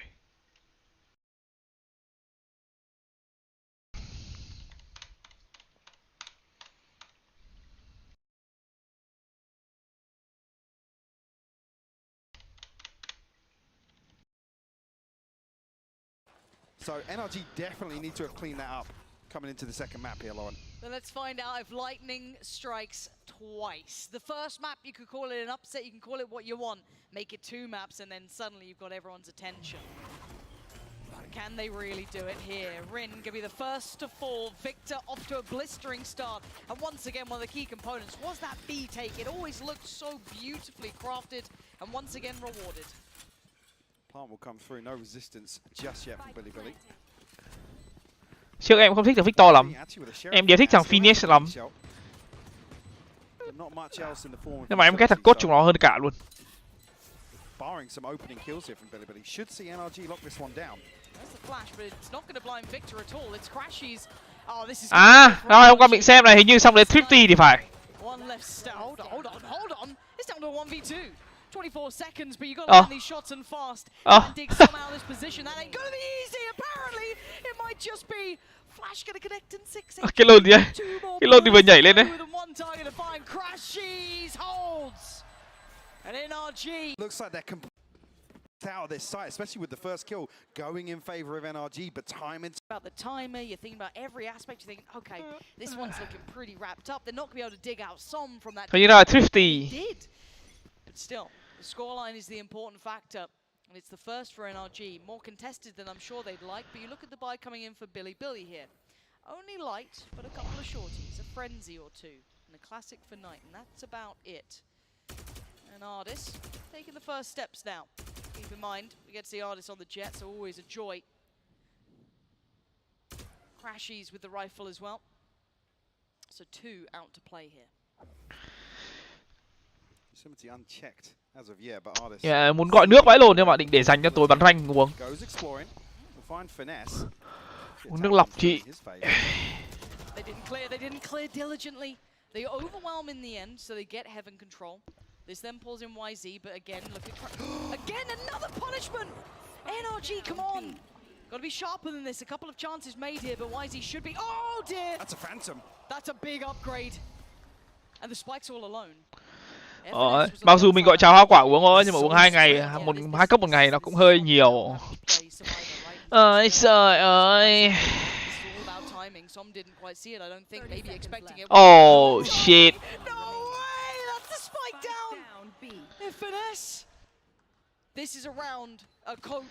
Không, anh gọi cái trà hoa quả ấy. Trà vải cam chanh. FNS with his work cut out here, and YZ in a very tricky angle. Not again. Thrifty.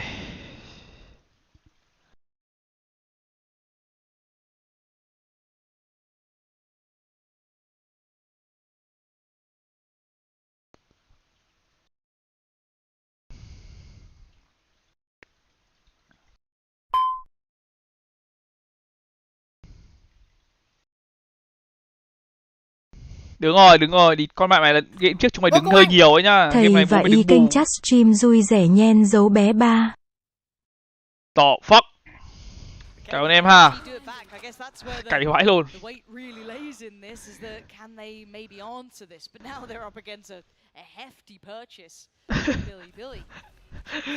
Đi con với ông ấy đặt tên đéo là dám đọc luôn. Kinh vãi luôn. Behind that initial flash, but NRG looking to stack up behind it. A bit of misdirection, denial of information here. They'll try and play that to their advantage. So who does this fall down to? I guess really Knight. He's got a lot of support that will be there through middle, but they're not close. A deep trip though, so the information will come early enough. Still, reinforcements coming back through ropes. They'll get to heaven on time. The Flash is going to know that there's someone there near pillar. They don't know quite where. Ardis is close, but speaking about close, YZ's there, and it's a blender. What? Delivers. Yes, Crashies gets a couple back. What? He's going to need one more. And he tried. My God, he tried, and they made it costly. Second for Billy. And flipping round 2, though.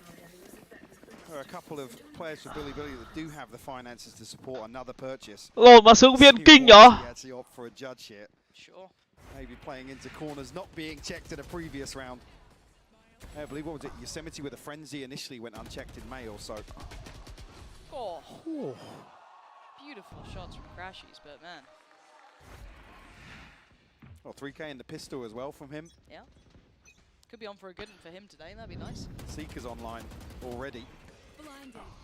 Looking for NRG to maybe stabilize here early on. Can they calm the tempo down here? Once again, high priority towards middle. To play. Oh!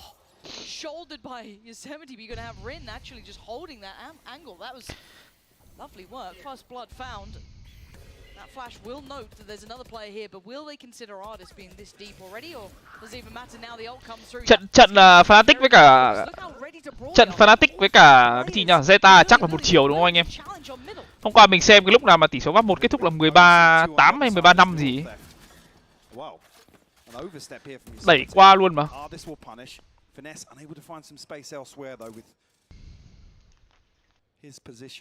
Một chiều à? Thế thôi tí xem EG với cả Foot. Hôm qua thấy EG với cả Foot 11-12 xong OT xong rồi EG thắng.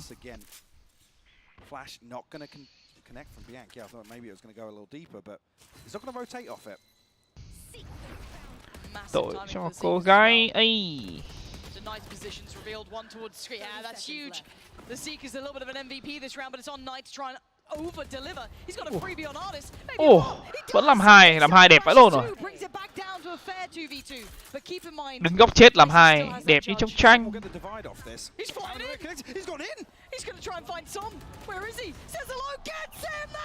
Cày vãi luôn.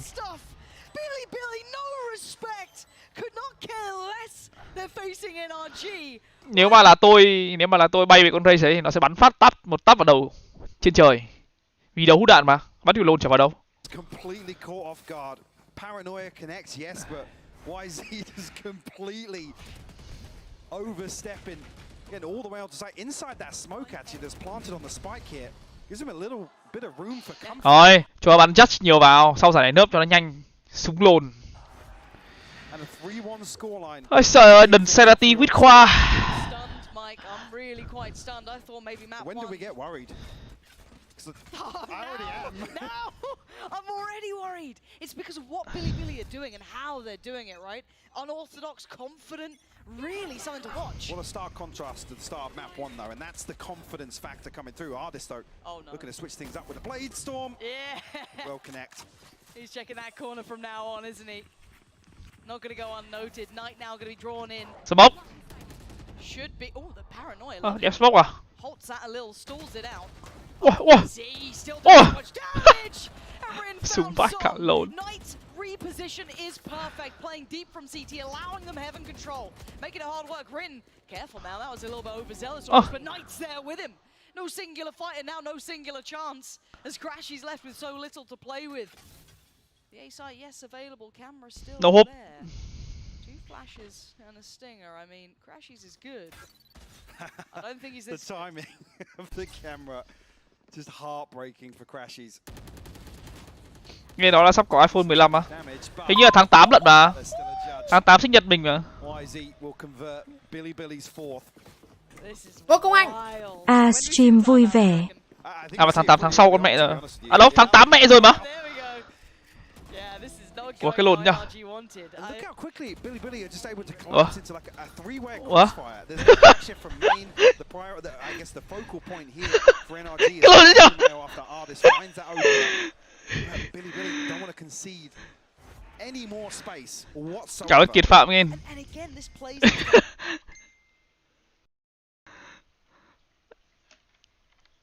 Ở nhà nhiều quá lú con mẹ rồi.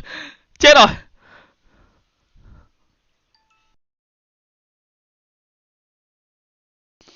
Trời, Nguyễn Đình Anh với 30k con MoMo nghe mấy thằng ngu NRG đá bay của em 20 tô phở thế ạ. Phở này là phở gì em? Phở bình thường, phở bình dân hay là phở đi mẹ landmark. Thấy bảo bây giờ có cái phở gì 4 triệu bát.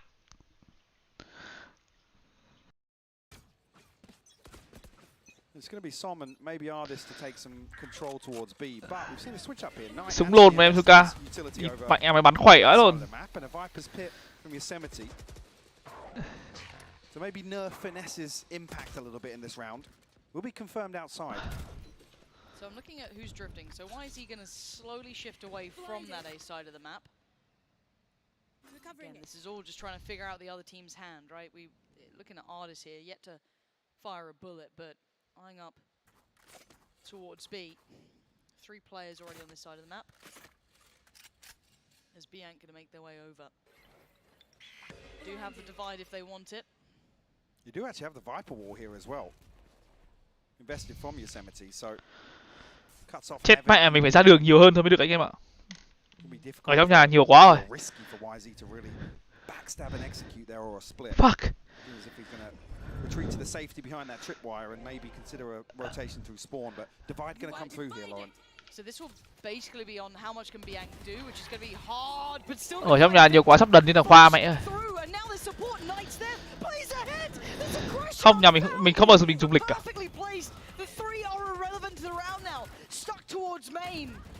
Billy playing outstanding right now. And another neural theft that's going to reveal the positions of everybody on NRG 15. Mẹ dựng cái tường Asha này lên, địch tràn hết ra sau tường nó bắn nhau luôn. Nó spam đúng một lỗ luôn. Cái B này khó rớt lắm, tại vì đường nó bé. Spam một đường là chết hết à. Thôi. Yeah, they can throw a body or two at this. Not too many. The operators down indeed. Có món gì ở Sài Gòn lâu rồi mình chưa ăn không nhỉ? Tối đi làm tí. Lâu lắm không được ăn bún chả rồi. Hồng Anh về Hà Nội nhờ Hồng Anh ăn hộ suất bún chả mà Hồng Anh không ăn. Chán.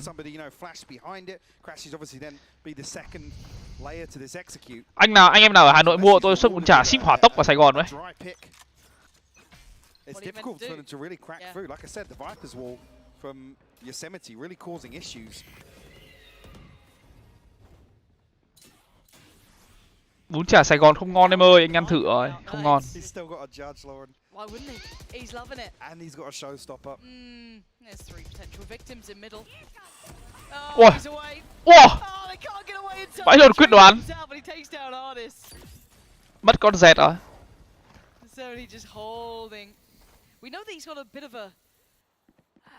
Sài Gòn có chỗ ngon mà. Thì Sài Gòn có chỗ ngon nhưng mà ngon với người Sài Gòn chứ đâu phải ngon với người Hà Nội mình đâu. Mình người Hà Nội mà. Bún đậu hôm qua vừa ăn thôi Hoàng ơi. Hôm kia vừa đi ăn với Hồng Anh xong. Bún đậu homemade ăn cũng đều ngon. Being Victor's got a showstopper on 2 satchels. They're burnt pretty early on. Going to be caught potentially by 1, yeah. Vua súng. Thằng ấy làm hết. Không hết lắm.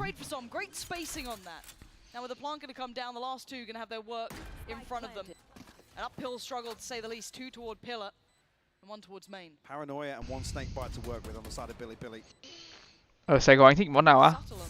Bún bò, cơm tấm, nem nướng em ơi. First challenger could be FNS.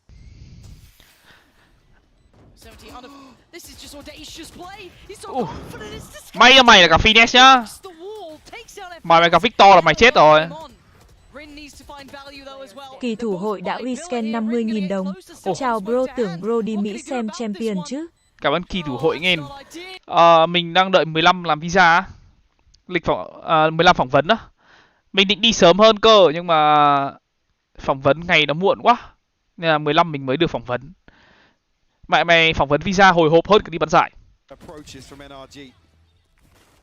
And here, YZ going 1 for 1 in mid. Again, we talked about Yosemite being happy to get aggressive. Maybe in some of these situations you want to see, maybe a... Sài Gòn này kiểu ăn mấy đồ ăn vặt thì nhiều, kiểu bánh tráng các thứ, nhưng mình thì không thích ăn lắm. 15 có visa thì chắc là tầm...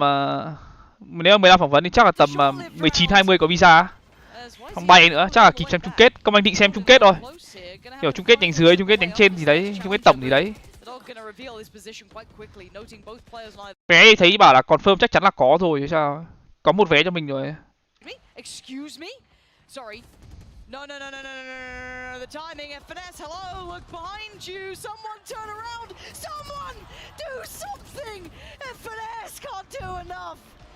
What are we? Nem nướng em thấy trong Sài Gòn không ngon lắm, ngoài Bắc vẫn ngon hơn. Thế chịu, nem nướng ngoài Hà Nội ăn như cặc em. There's a weakness in this A-side hold. The read from Billy. YZ, even using the judge a little bit, mate. Buy an operator here. PK main. Yeah. Just walk A main as well. I mean, this is literally shut down in the first 5 seconds of the round. And here, the paranoia from Finesse, checking the flank constantly, allows YZ to shift walk up with an operator up ramp. They're doing it again. These are just some tilting rounds for NRG to lose, though. Absolutely. Artist Kỳ thủ hội đã uy scan 50.000 đồng. Chúc bro phỏng vấn visa ngon lành nhé. Kỳ champion lần này có những team nào là team to át không bro? Cảm ơn kỳ thủ hội nghe. Đã 50. Cái này kỳ này á, xem mấy team kiểu Fnatic vậy ạ. Fnatic xem crew xem HyperX. HyperX kỳ này trông có vẻ đáng xem. Đội hình full sức mạnh của HyperX.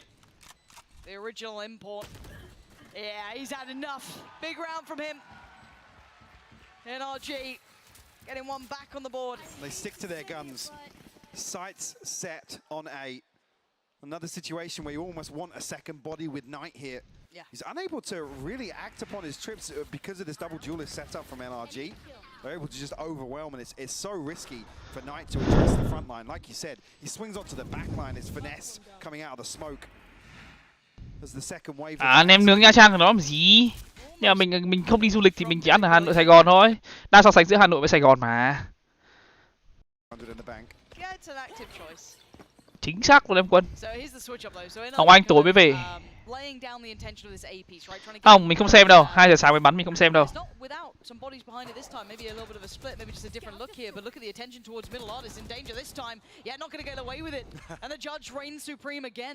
Vulnerable walking into a judge. You just don't win those. Knight gonna play ahead. He's ahead. Do they check Kid? No, they don't. Victor, unaware of the chance that he could slip on through. We gotta know it by now. Billy, give no respect, no credit to NRG. And look at YZ again. Look at this position. Please check, please check, please check. Someone check. Hai mạng. You're gonna look this way. Oh God, this is devastating. Crazy bắn dính đấy. Trận này Crazy bắn hơi kinh đấy. 7-3 lead here for Billy on NRG's map pick. Map 2 of this series no less. Việt Nam còn ai để xem VALORANT kiểu bắn hạt không thầy, chỉ xem mấy anh em bên 500 Pro toàn làm content thế ạ. Xem anh Vít cũng được này. Ở Việt Nam mình có ai stream đâu, toàn content creator mà. Why is he almost just playing mental games now, flying around with a judge? I'm so glad we got to see him in his strong look as well, because we saw kind of BenQ having that banal pace change of gear shift. Cô nó cũng có nhiều kiểu của cô á, như kiểu là bọn Duelist ấy, như kiểu bọn Duelist nó muốn đồng đội là support nó như nào thì nó cũng phải cô á, chứ không phải là cứ cô là tactic đâu mà. An artist gonna double dip. He wants in. He wants blood. He's already taken down a 50. He's getting flooded. There's challenges everywhere, and Knight's on the case. Great trade for Victor. YZ. He's trying to be stylish from the vents. The paranoia did land, so now there's problems because they already back. Trong thằng này cầm kiểu sóc lọ cay vãi luôn thì. Its victim gets its pound of flesh, and there's BenQ. You said it. Problems could begin if he starts to heat up, but now maybe Victor. Oh.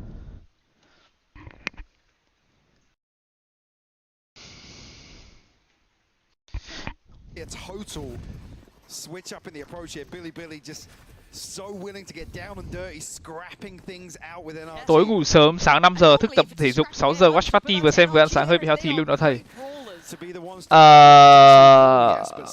Nhưng mà cái bước ngủ sớm nó làm bằng cách nào thì bạn lại không nói. I guess the opening stretch of Lotus where the fundamentals were on display and NRG were leaning heavily into that. Operators here. Yeah, I just saw it. Oh, Som. Okay. Nice. Good read from Som. Really well read. Oh, this wants it. BenQ's also got an operator. He's on the other side of the map, so I'm not so worried. And quick take towards heaven. Noting nothing. It's on Knight. Yeah, I'm getting a little worried with this. If he goes back in and doesn't recheck this diligently, there could be issues. And you know they'll walk a wall, you know they'll take a risk, but Rin is the only one standing. 1 HP, vẫn làm thêm một rồi. Ui. 1 HP was enough to take down Crashies, but it is a 2v3. This pit is so awkward though, Lauren. Quả pit này khỏe vãi luôn. Ngô Công Anh. BenQ too. He slipped in, maybe unnoted. Yes, unnoted, but handled by Artis. The 70 can't do it, and Artis takes control. Cảm bóc Công Anh em, bún chả Xuân Tứ đi á. Anh đã cho anh đã thử bún chả ở Sài Gòn này nhiều lắm rồi mà anh chưa thấy hàng nào ngon cả. Kiểu nó bị làm sao ấy, nó không hợp. Để anh thử cho em bảo. So I'm curious. Pansy and high pot. To worse, but it starts with a pistol. Can they course correct, or do we have the upset of the tournament so far? Some get confirmation on the other side of. Kiểu Việt Nam mình có cái kiểu là có những món ấy phải ăn ở đúng vùng miền nó mới ngon nhất ấy. Em thấy thế. Thế nên là thực phẩm đồ ăn của mình nó mới đa dạng á. Chậm đấy. À đây. Stop it. Okay, FNS turned around in time. Chỗ nào ngon nhất á? Đồ ăn thì nó chỉ ngon nhất với anh thôi, chứ còn với mọi người thì anh không biết. Anh hay ăn ở bún chả tuyết hàng than.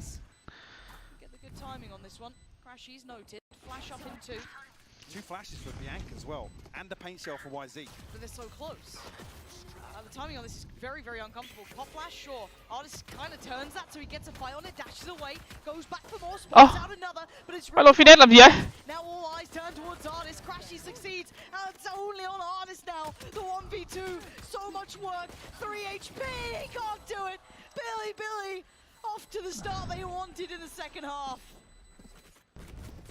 I thought they were going to flash out through the wall or something, but they completely dry, just contact. Không chê gì cả, nhưng mà kiểu và trong này kiểu ăn bún bò này, ăn cơm tấm nó ngon hơn hẳn đấy. Cũng giống như kiểu ra Hà Nội ăn bún chả với cả ăn bún đậu nó sẽ ngon hơn hẳn đấy, kiểu vậy.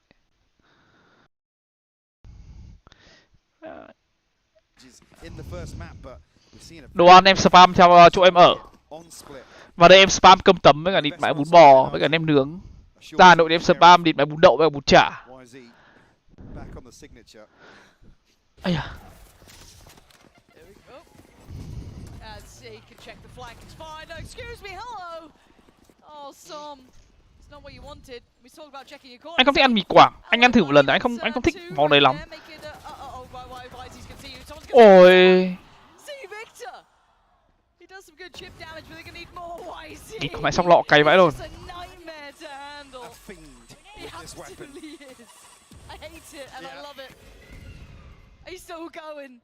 Ba phiền giết 2 à? My heart is breaking. He's gonna get them all. YZ is monstrous. BenQ on map 1 was the standout. Map 2, we can see why people were saying he was the one to watch. 2 off the showstopper coming into round 3. And no doubts that he's probably still going to have this weapon. Oh, more than likely. Oh. 10 for the scoreline, Lauren. NRG unable to get anything going just yet. You can see the energy starting to rise on stage. I was wondering if we're going to have a Cinderella run from a team. This could be the Cũng được em Quân. Đã rescan 50.000 đồng.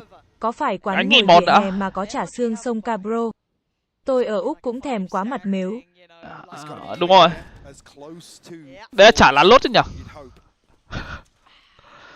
Chả xương sông là món ăn với cơm hay sao mà? Đúng không ta? You can maybe afford an extra rifle here and there. Artist getting curious. You know what happened to the trap? Oh, but he's quick.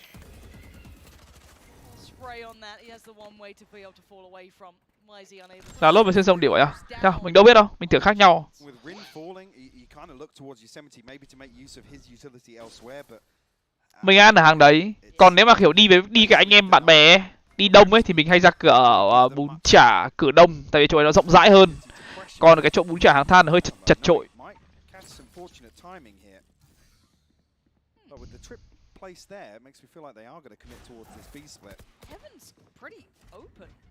Yeah, FNS can kind of fall through, but it's really hard to hold from the back of this corner. Some and Artist could be in a little bit of danger here, actually. Yeah, so many things to worry about. Maybe a misplay. Bắn vãi lồn, ui. Hold, he's not. Billy breaking back in again. A 2v3 in their favor. Well, flipping a 4v5 potentially here. They've got the man advantage in the post plant, and Yosemite with a very deep position here. Crash. Bye. And Victor. I think you're walking from this one. Yeah, this is going to be 11. For Billy. 34 hàng than thì phải. Chả tuyết. Bạn sớt là có mà. What do you think the percentage chances were in your head of this happening? Yeah, go on. I'm going to be honest. I came in to think it was very one-sided towards NRG. I wouldn't have even committed to a percentage odds on this. Yeah. And that's not to undersell Billy at all. No, you go for what you know. Lần cuối cùng mình lên Đà Lạt thích lắm. Mình lên Đà Lạt ấy kiểu lúc nào cũng gió trời mát lạnh ấy. Xong bật thêm điều hòa binh nữa rồi. Giờ không biết Đà Lạt trông nó như nào.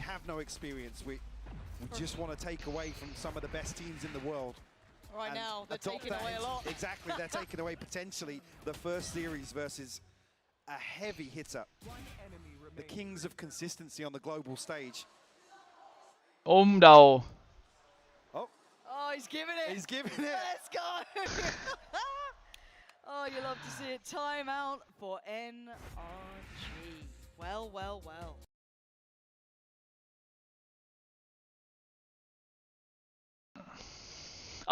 Có mà, anh ở mấy cái homestay ấy, có mà, điều hòa đầy đủ mà. Chỗ nào mà không có điều hòa anh không ở được đâu. Anh chết luôn đấy.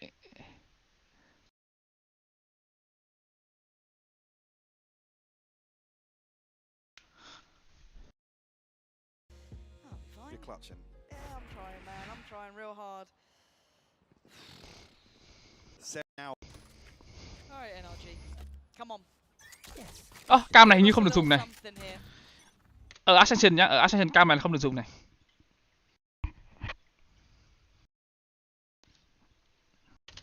There was a reason to believe.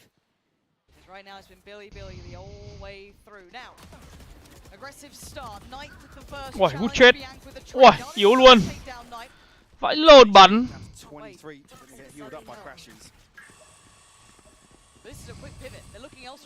Vì sao thì em chỉ hỏi ban tổ chức em ơi, anh chịu. Em hỏi anh vì sao cam này không được dùng thì anh cũng chịu. Ban tổ chức thì bảo thì nghe.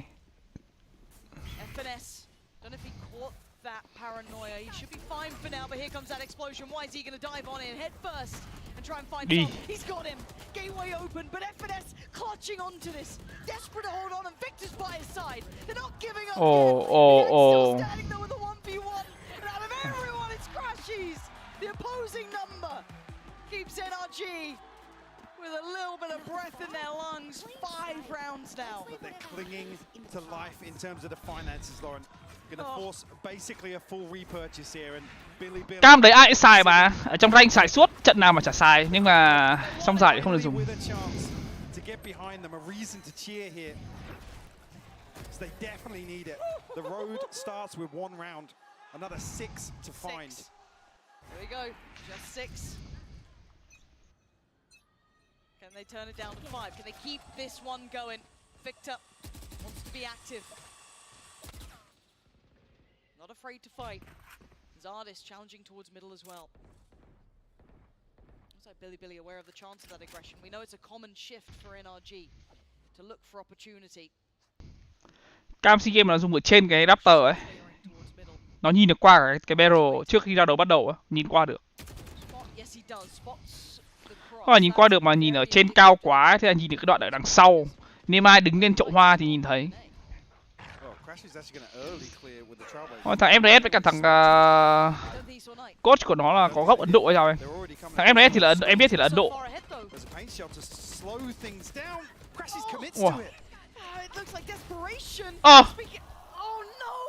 May mà không dính double dam nhá, dính double dam là chết luôn rồi. Dính double dam xong rồi bắn cái pháo đấy là chết luôn rồi.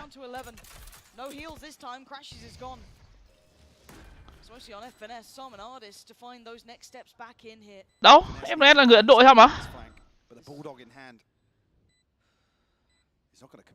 Lần anh đọc ở đâu là người Ấn Độ hay sao ấy?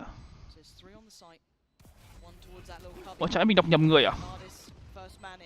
Dash into the smoke, draws the eyes. Victor does find it. Artist tries, but he fails. And now down to just 1. YZ, can they find him in time? Cái thằng mình xem thằng nào người Ấn Độ nhỉ? Greatness from Som now. Xem thằng lồn nào nhỉ? Another round, another step closer, and another lifeline. Showing composure here, so much patience to set up ahead of that retake, and NRG successful. It's a paint show and the dash to really set things in motion for them. Again, only 1 survives. Was it 5? They still scare me. Even yeah, they do because không phải Curry mình còn chả biết, mình không quan tâm. I mean, why is he still got a speaking of, where he goes, almost caught. Oh, no way! Một viên. Artist Một viên. knocked it out. That's a Vandal upgrade, he don't even want it. Đi con mẹ mày. Gonna clear it, no way, that's a follow-up. This is ridiculous. This isn't the round it happens.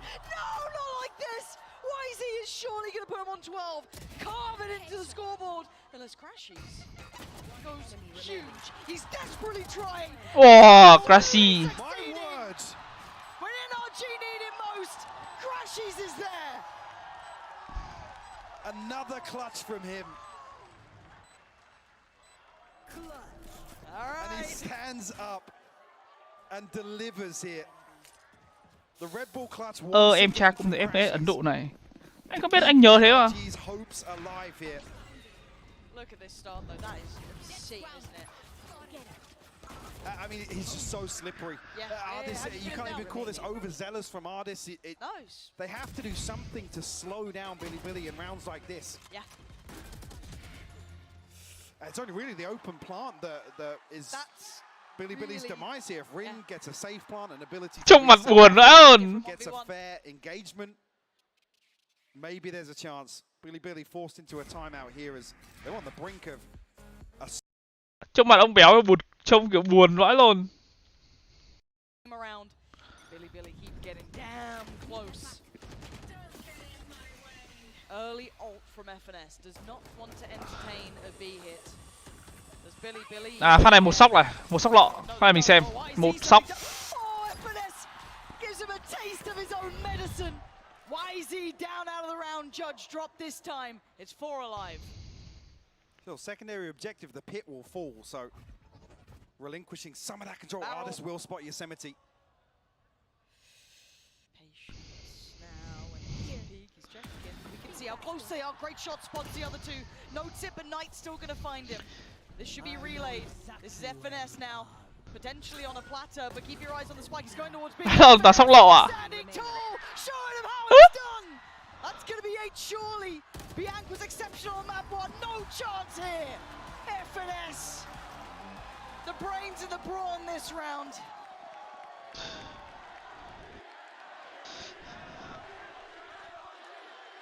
Just 3 more heroic. Heating up now.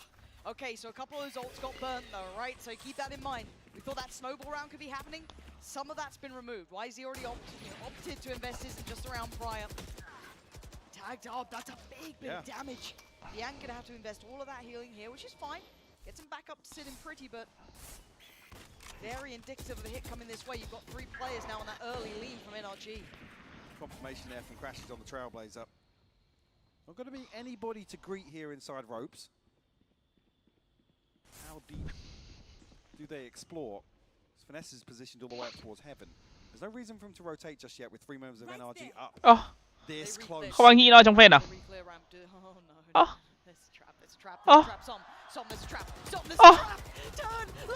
Em ai nghĩ nó ở trong phen được à?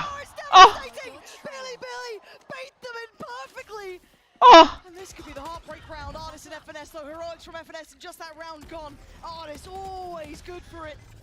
But this is the round to do it on. First challenger found. YZ down. Yosemite. Oh my god, not again. Not like this. Yosemite pulls the trigger. FNS is gone. It's on Ardis in a 1v3. An operator in hand though. This is going to require a miracle, Lauren. But it's Ardis. Someone answer. Không phải. Đẩy nhưng mà không phải cái vấn đề đẩy hay không đẩy là tốt, đẩy chiếm lại là tốt nhưng mà nó có thể đi qua smoke sang bên phải được mà.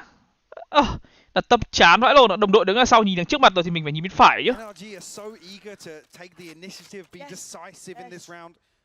And like I said, come back to that earlier discussion, deny some of the space and some of the comfort that Billy have found with setting the precedent in terms of aggression, in terms of control. And it's around on just stingers and SMGs. How sick is that? YZ finding the upgrade, applying further pressure. We'll put Billy on map and series point here on split. Oh, what's the buy like? They should have good funds here for NRG. On the other side, it should be a full purchase too. And this trap play is going to be carved in the hearts of NRG. Incredible work from Billy to break that out at this point as well, showing they've got that depth, that ability. And now it's OT or it's bust for NRG. I'm seeing just finesse here. Oh god. Well, we need another finesse round.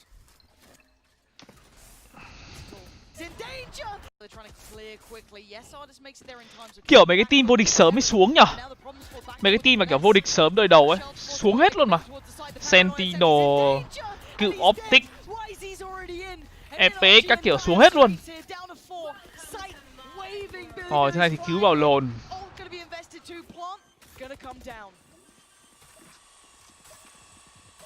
5v4 in favor of Billy.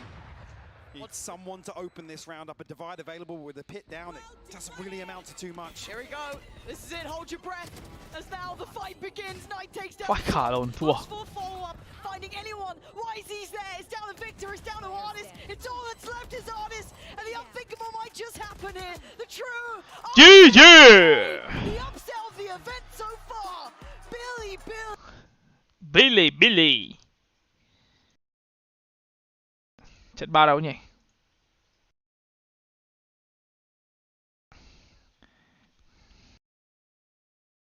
Anh em đợi tí, mình phải về mua máu mana đã.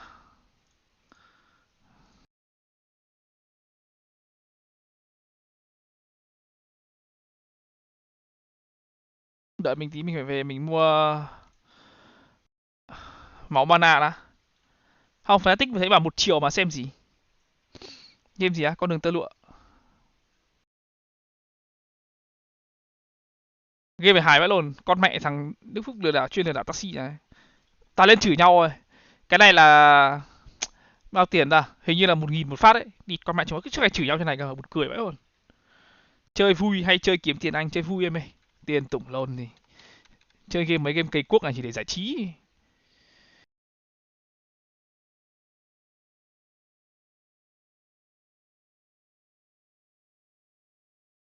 Anh dùng bot gì á? Unibot.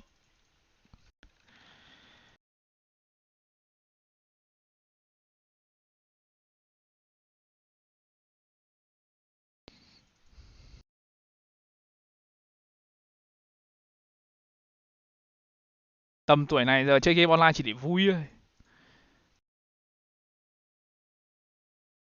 Em có PK không á? Có. Chết mẹ mày, stream này khác luôn, mình quảng cáo miễn phí nhỉ? Không ổn.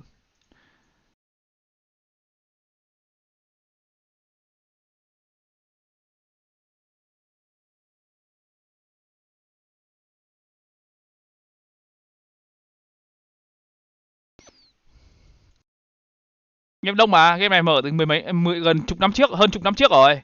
Nhưng bây giờ kiểu nó mới mở lại, VCC mới mở lại ấy. Ngày xưa là của VDC, anh em nó biết không? Còn giờ là VTC. Còn anh bùi bầu sở chàng.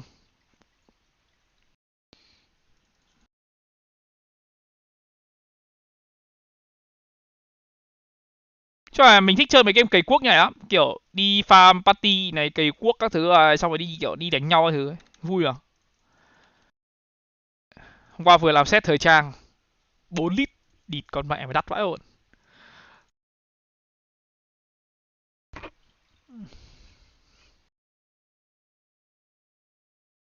Thì làm bắt bộ à? Không, ngày xưa mình không chơi. Thì làm bắt bộ võ lâm kiếm thế mình không chơi.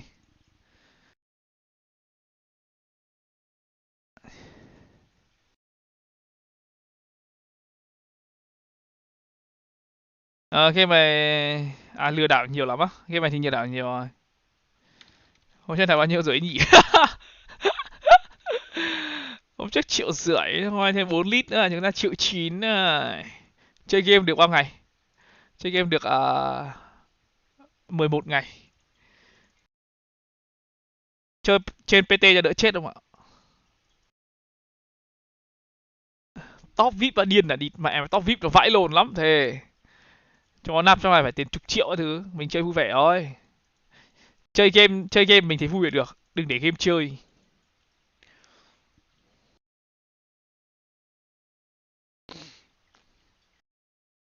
Chơi mà nạp là dở rồi á. Chơi mà không nạp thì nó hơi hardcore bạn ạ. DyAC scan 50.000 đồng. Chơi những trò này công nhận vui mà tốn thời gian vãi.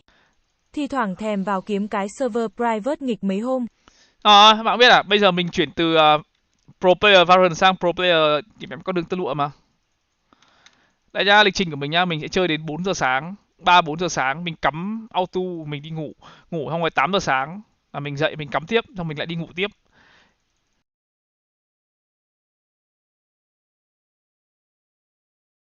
Hoặc đôi khi mà cuốn quá thì đéo ngủ tiếp luôn, thức đến 8 như kiểu nhá. Như kiểu mấy hôm vừa rồi anh em mình nhìn mình bắn Valorant buổi tối ấy, là những hôm đấy mình ngủ 3 tiếng 4 tiếng ấy. Chưa một hôm nào nhá, 11 ngày nay từ khi chơi game này chưa một ngày nào mình ngủ quá 7 tiếng một ngày. Chưa có ngày nào luôn. Được chưa? Uy tín chưa?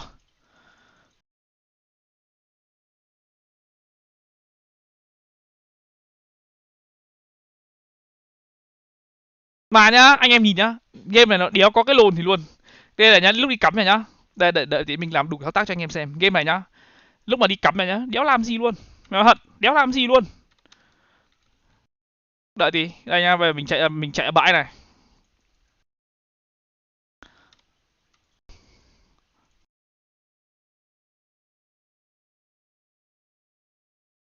Vui mà anh em, vui vãi lồn. Mình thích cái kiểu mà có nhiều việc để làm lắm. Mình không thích kiểu miệng phải ngồi im các thứ. Mình thích kiểu có cái gì đấy để làm. Đây anh em nhìn nhá, đứng ở đây này, xong chưa? Bật bot lên, lấy tọa độ, lưu cấu hình bắt đầu bot. Đấy, xong cả ngày mình ngồi như này. Mình nhìn. Cả ngày mình cứ ngồi như này. Nếu mà nó chết hoặc là game bị disconnect thì mình reconnect lại. Xong rồi mà mình ra mình đọc truyện, mình xem phim các thứ. Còn đâu cả ngày mình cứ ngồi như này thôi. Chả làm con cặc gì cả.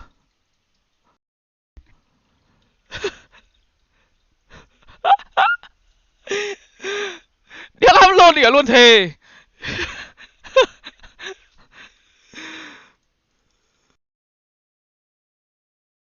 Game này trên ra đồ không á? Có chứ.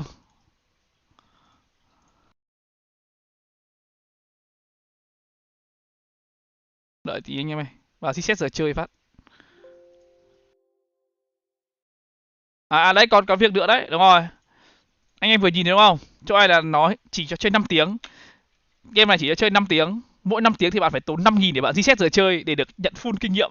Đấy, lại tốn 5.000. Thế thôi, chả lắm lồn nhỉ. Game như cặc thì vẫn cuốn.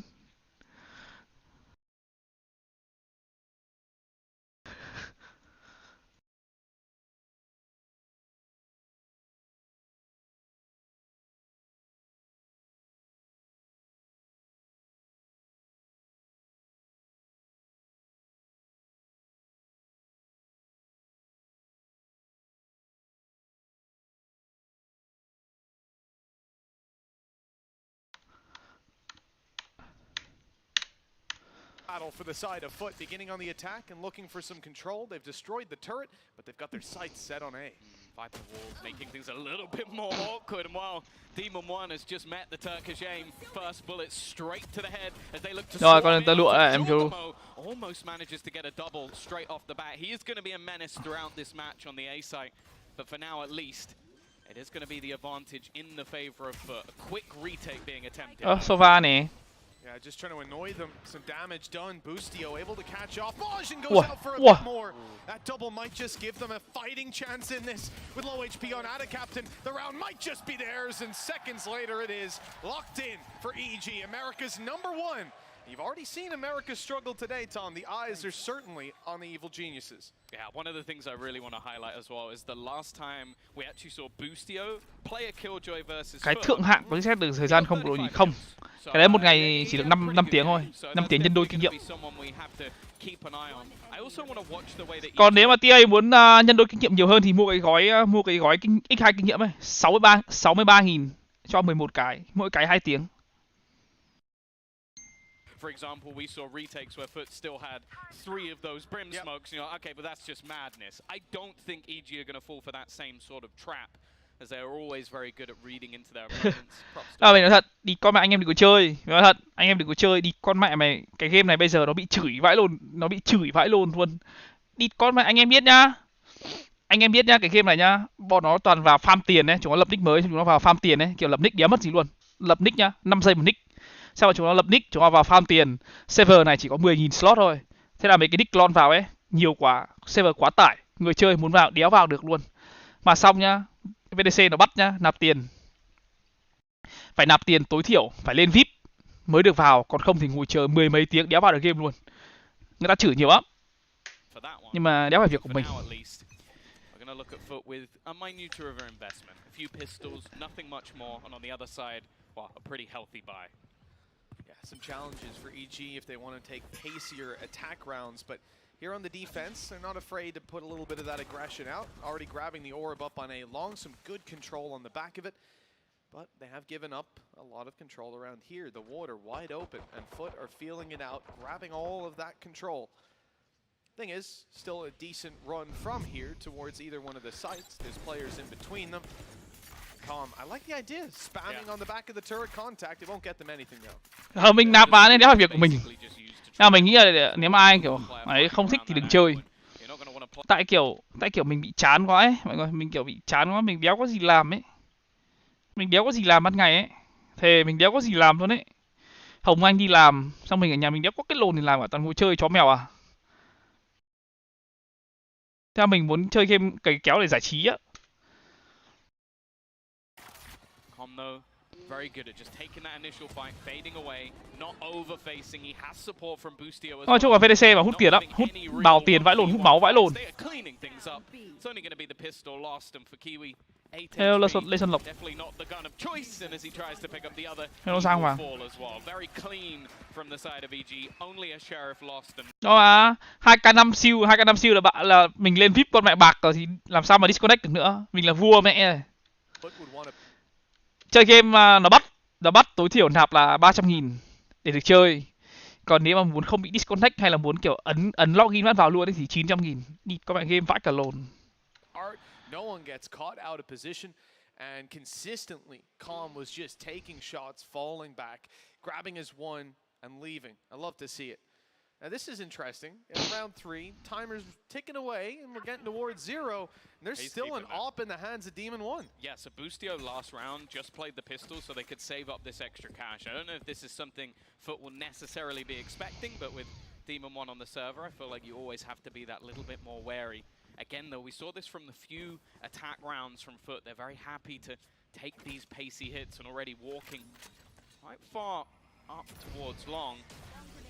Boostio's going to try and get himself a little bit more aggressive around this corner. That singular smoke place to try and deter them. Quả dash. Right through it, and he'll find that opener. Yeah, spotted Boostio on the way through. That's your Killjoy down. A lot of your utility down and out. And already used a nano swarm. Bị tắc nhưng mà lại giết được người, ông kia bắn trượt hết. And the op still miles away. If you lose these other players, you're going to start to think about saving, but Ethan might just have given them a chance. Now they can contemplate fighting for this Kiwi. Incredibly low. 40 HP, a shot out from the op. Now they know where Kiwi is. They've got him boxed in, taken down, and Mr. Fallen's on 70. The follow-through round from Foot should have been clean. The op didn't even play that big of a role, but it might to close it out. It has the angle up top. That smoke soon to fade. And Mr. Fallen left in the open. Good damage done. Jogamo barely holding on to life. Nhảy lên bắn phát mặt. The angle up above. Evil geniuses not giving an inch to Foot.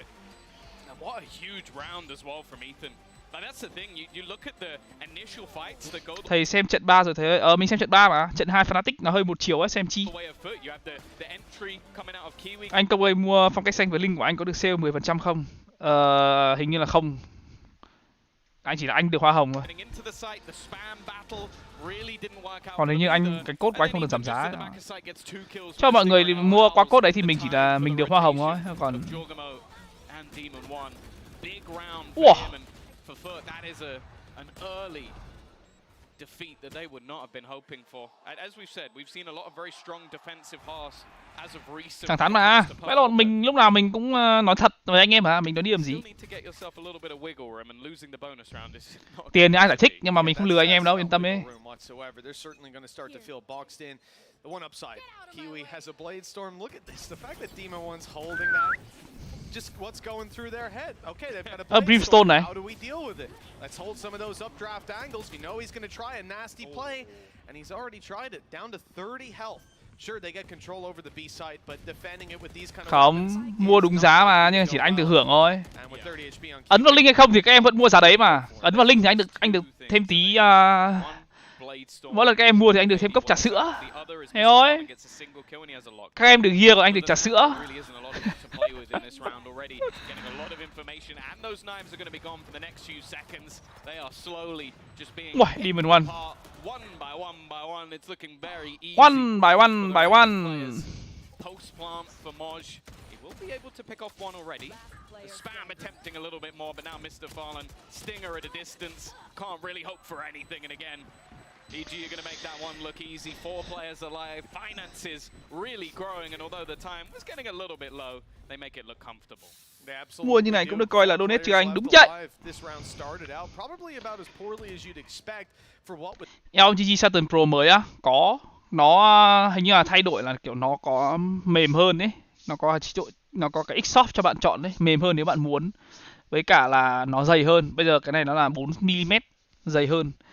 Con mách nhà mày, con mèo suốt ngày chéo lên pad mình nằm, giờ pad toàn lông mèo ạ, cay vãi lồn. Bố mày cạo mẹ mày lông hết thì bây giờ. Things could start to look a lot better for them with an immediate counter available. It's funny as well. I think Demon 1, its positioning in the early rounds, unlucky. They have gone B the last few. He's been on A. Now he's finally on B, and they are lurking through mid and wrapping around onto A. In fact, Com's position was 4-0. almost placed ready for Kiwi as he does wrap back round, potentially looking to go to spawn or even hit into R, but he's going to be spotted by the drone. I think maybe even caught a little bit off guard. Giờ quần áo của mình nhá, đồ đạc của mình nhá. Nhưng mà cái gì cũng có lông mèo luôn, toàn lông mèo luôn. Mấy ngày đầu ấy mình còn kiểu là lấy cái lăn để mình lau bớt đi ấy. Giờ mình lười rồi, mình đéo thêm lau nữa luôn.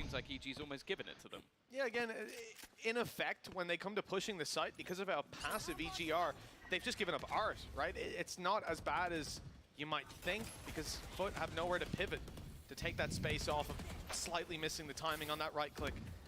The knife caught him. Ability suppressed for just a moment. Spams through, nothing found. Kiwi biding his time as the shock dart lands. Next planter steps up to the plate. We'll see what they can do. A nade on its way, but they haven't accounted for Kiwi. The double up close, the reward found. He's going to fight further into spawn for his third. Still holding control. That lockdown, sure, it presents a serious danger for him. Not so much as the bullets, but he's bought time. He's bought space for his squad now, positioned in Arden main, and with just one man on the other side, Demon 1. Seems to be a near impossible clutch just with the time on the clock. He has to try to find some kills first. Spotting one player, suspecting the second. Great read on this situation. But Maj just falls back. Có cách nào cho mèo nó bớt dụng lông không nhỉ? Dụng nhiều vãi chưởng. Yeah, it took them a little bit and ultimately took a huge round out from Kiwi. Someone just going a little bit unchecked around the edges of the smoke, but it's one that we'll wait and see how often he's going to. Mình thấy bảo là mèo mà cạo lông của nó đi nó bị trầm cảm á. Very long way to go. Even still, actually starting to look at the finances for Foot. Even just not keeping that one squeaky clean. Now it's going to be left with just an SMG for this round. So they may have finally found themselves on the board, but the troubles definitely aren't over just yet. Anything but. And we saw this recon through in the previous round. This time, oh my, it's catching a lot of information. But the follow through, okay, Jogamo's got his second. Here comes the Hunter's Fury. Tagging them up on the way through, making them a little bit easier to follow up on as Jogamo catches yet another kill. The spike, the last to fall. And a very quick response from EG. They lose a round. Tối hỏi Hồng Anh they vậy. give them seconds to give it right back.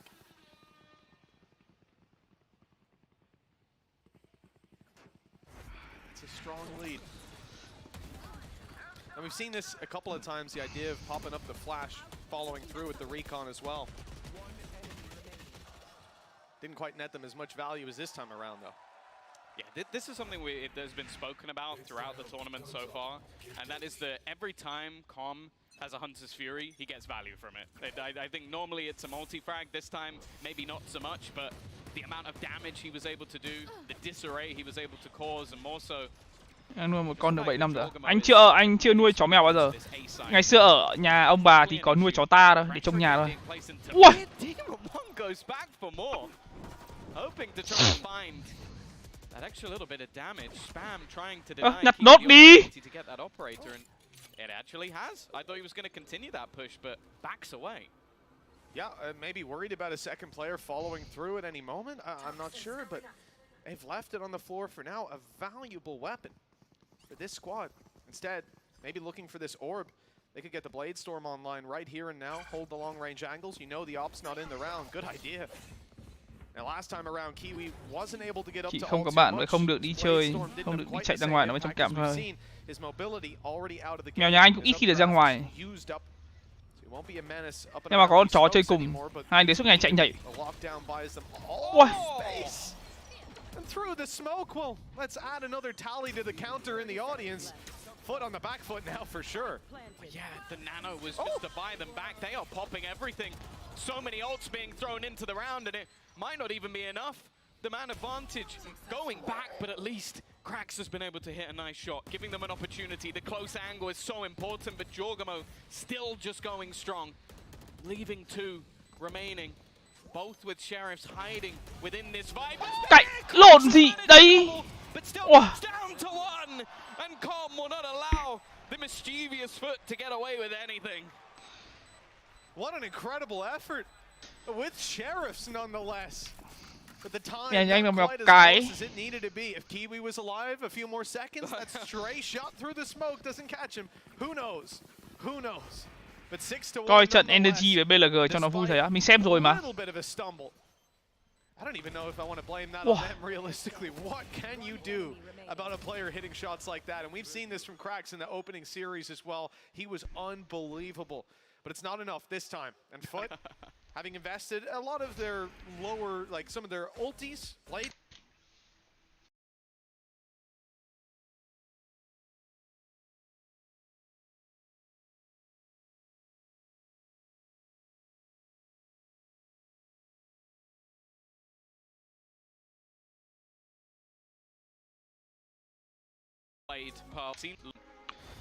Còn bé trắng là đực cả đúng rồi.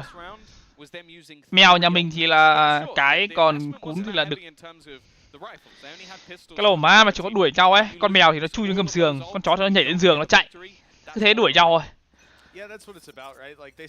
Con mèo biết mà. Kiểu nhiều nếu mà kiểu đuổi nhau ấy, chó nó không chui vào gầm giường ấy. Nhưng mà nhiều khi một con chó nó cục quá, nó chui con mẹ nốt vào gầm giường luôn. Ra đen xì. They're quickening the pace. They're moving into the B side. Hello, Sunthi. There's a smoke. Still Boostio behind the smoke. This is where he's most deadly. Gonna be blinded up again. The flash through. It's caught him. They found him, rooted him out. In the meantime, though, Ada Captain deleted in the attempt to plant the spike. Now gonna be run back a couple more seconds. It's down in the open. Has to be retrieved. That's the thing. It seems with EG, there's never a man left behind. Such good use of the fragment. You can see already Crax on his last lease of life. They're going to have to use the poison orb just to try and give them a spot to plant him, but now the full rotation has come through. The entirety of EG are ready and raring to go, but Kiwi's at least even things up for a second. Yeah, and now look at his HP down to 16. Shock darts hunting down both of these low players. Maj found Kiwi has to turn up, only good for the one. Flash tries to fade away, dodging bullets. Just one needed to take him down. He is so desperately low, and they're coming so close to finding him. The bun seen up above, but he doesn't realize it, turning at the last moment and giving Demon One that final kill. That 7th round now locked in for the side of EG.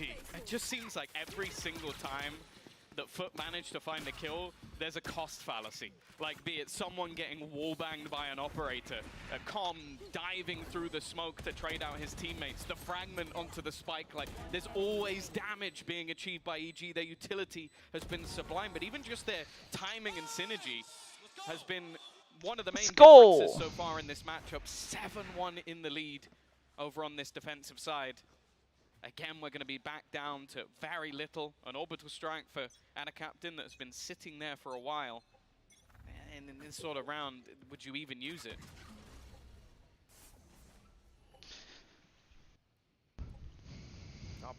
Trận này EG thắng 2-0 mà đúng không? Mình chưa xem kết quả.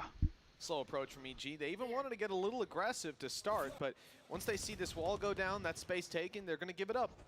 Play a little bit more passive. That op on the corner is suspected. You can see the jump peaks, but now taking the wider angle. Great read of how this round is breathing out. Flash unfortunately caught Maj there as well. Con đường tơ lụa là game kiểu farm quái em ơi. MMO RPG. Chả làm gì đâu mà, và farm quái em đánh nhau mà.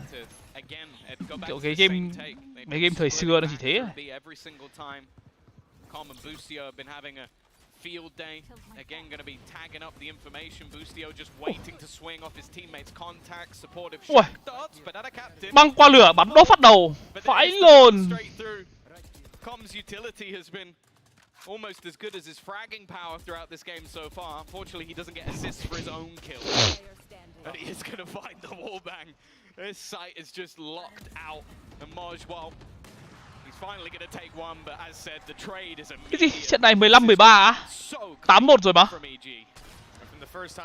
Hiệp khách giang hồ, ôi trời ơi, hiệp khách giang hồ thì nó gọi là tuổi thơ của mình luôn bạn.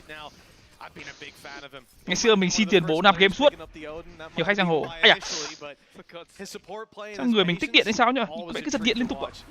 Demon One paired up with him, it's a deadly duo. And even look at the damage, right? Ada Captain found that kill that we saw on the board just seconds ago, but it left him on 55 HP after running through Boostio's Nano Swarm.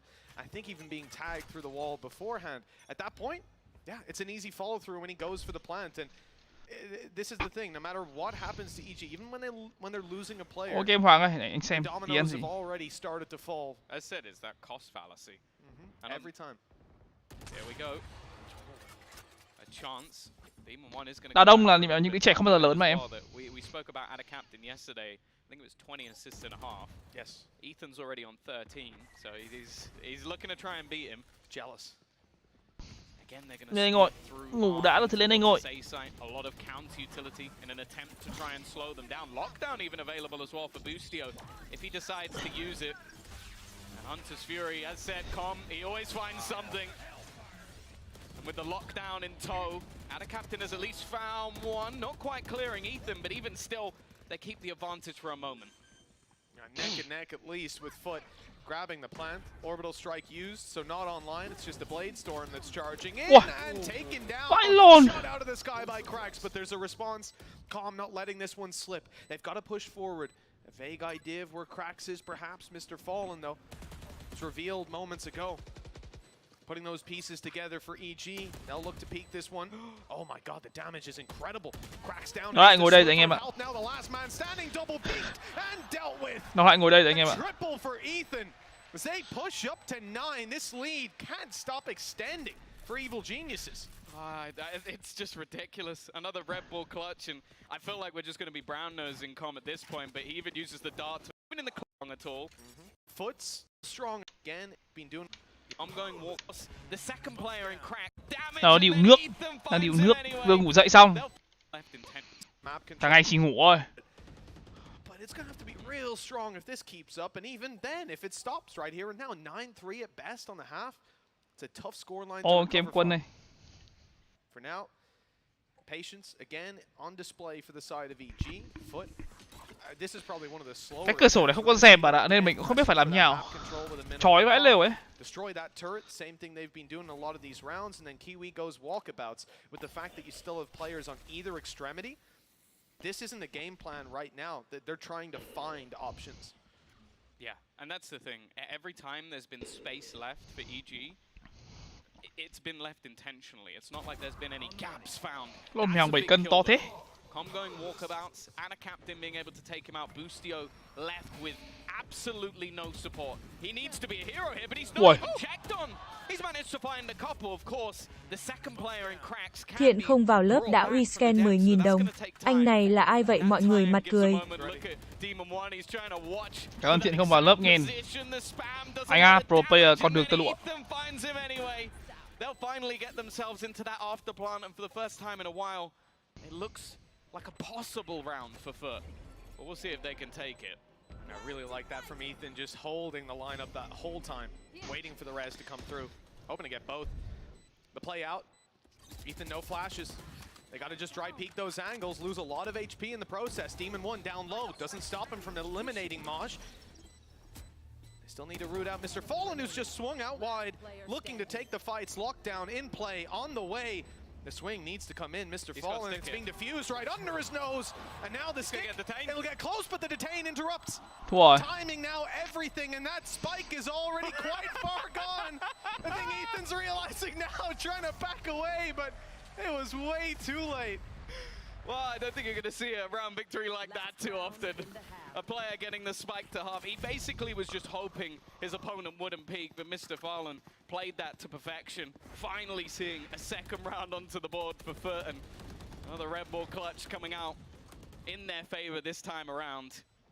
Nonetheless, it is still an absolute mountain to climb for Foot. This last round is more than a necessity, and well, you mentioned your... You know, I mean, what were his choices there? To lose the round a different way, realistically? Yeah, I think he probably played the only way that he gets away with it. Yeah. Just sticking it. Didn't work out. Unlucky. Move on to the final round of the half. 9-2 on the scoreline. Foot still possible to push up to 3 to maybe hope for the curse at best. For this 12th round, Foot much more decisive on where they want to go, feeling out that pressure. And they'll instead look to take it this way. What I talked about Calm earlier, my boy taking out the Odin way, way back. And he'll make it work again. They're also triple stacked up on B. So much info. So much info. 3 players spotted by the drone. Không vào được rồi. Look at the wraparound from Demon 1. Yeah, the pause. I think just knowing that their opponent has that information. Và quay về league tập lại á. Hình như là cuối tháng 9 nữa cơ. Yeah, he's looking back and forth. Ôi. I don't know how Moz just managed to get away with that one, and now orbital strike leaves Com dead to rights.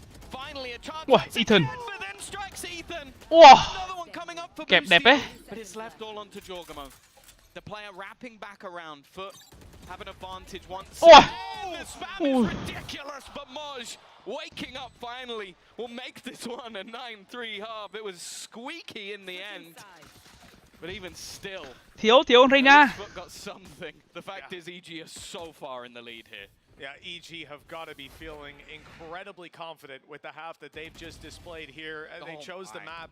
Foot maybe threw in a curveball by switching it up and deciding to play instead on that attacking side. It hasn't worked out very well for them to boot. We know they're here. Player good. The way that this boost. 3 rounds currently on the board. They managed a 9-3 half versus T1, but they're going to need to, I feel like, step it up to a higher gear. Flash. Just look at the sheer pace coming out from EG, straight down in towards that mid connector. Yeah, Foot had some pace too, but didn't catch anyone. They're a little late to the party. Now on B long, there's a couple players coming down. Will they even read that? Will there be anyone left alive to read it?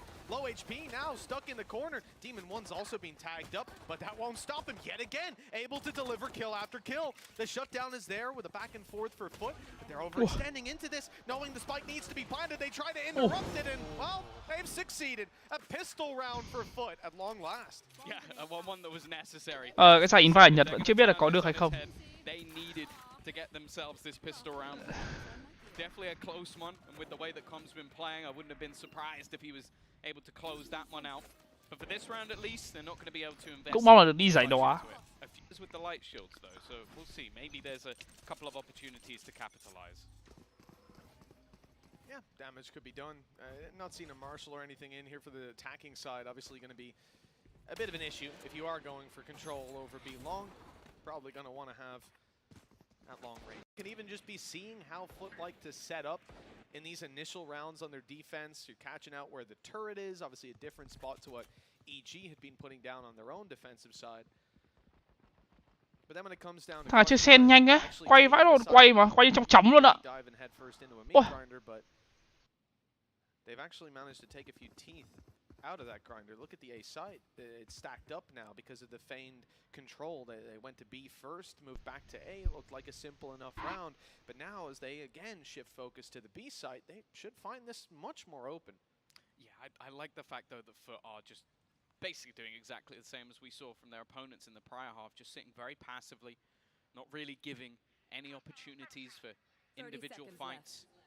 Not allowing that close range of the weaponry. Okay, peekaboo. See you later, Mr. Farland. And at the back of the site, a firing squad, but they might even try and wrap back around. Demon 1 is trying to hold off those rotations. Not a lot of time for them to get this plant in, though. As it begins, the spam's going to be coming through, but it seems like he's managed to get it.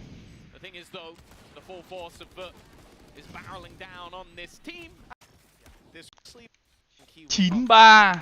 Has gone the way of EG though, not gonna how that push up on one side of the map, and you can see the patience of Boostio just watching for any aggression, just making sure that there's not going to be any cheeky business, especially in a round like this where it's kind of expected because of the slightly weaker weaponry. Kiwi's jiggle peek will be spotted momentarily. Boostio even goes in for the pre-fire. That could have been very dangerous indeed. I guess the idea being that by showing that presence, he'll fall back. He'll start to keep the control, and instead he stayed up. Mousepad buồn ngủ ấy. No one's coming around that corner, so they'll stay in position. 3 players still on B, lined up in the open. Demon won the first to fall. Good tag and follow through. Mr. Fallen already good for 2, and Jogamo is low. He has to be so cautious and going for those fights. The body was the only target needed, but it won't land. And that's the thing, because they've managed to go through arc, this is going to be an interesting battle of timing. Kiwi's push-up, if he goes any further, he might catch Jogamo. And he spotted him out, the damage is done, but the spike is already hightailing its way in towards the A site. They haven't spotted the players making their way through middle, so if anything, Foot might just believe they have them trapped in, and instead, it's going to have to be the full retake. And the problem is how much space they've given up. They'll have to take a while on the way back through or risk a player being in a corner that they can't anticipate. Jogamo's very low. 12 HP on the way around. Better get that turret before it gets you. That came so close. Một viên nữa đã chết. With a nano at his feet as well. But he's out of there. Đồ uống thôi á. Uống giờ thì là tối lại phải nhịn.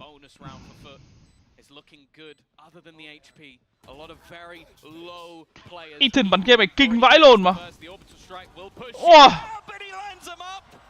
Leaving just Kiwi remaining. He knows where both players are. Takes a lot of damage on the way back. And EG from the depths of hell rise once again. Foot, they look like they had that one, but somehow America's had a game. I think he was 4 and 3 and 13 assists. He's now 16 and 7 and 14 assists. So his assists have slowed down a little bit. I would say that. But he hasn't really needed to assist anyone. He's been finding all of the frags himself. Yeah, last few rounds, bad teammate, better player. What can you say? 16th round. Foot have been struggling. And that was the way back in. That was the door opening up. Một màu. Boostio. Boostio finally losing a spam battle. Not through the smoke though. It was through the door. That's the difference. He's gonna headshot someone through a smoke now. We're all gonna look silly. It's gonna be the play. Well, here's ulti popped. Control taken. Straight down towards the B site.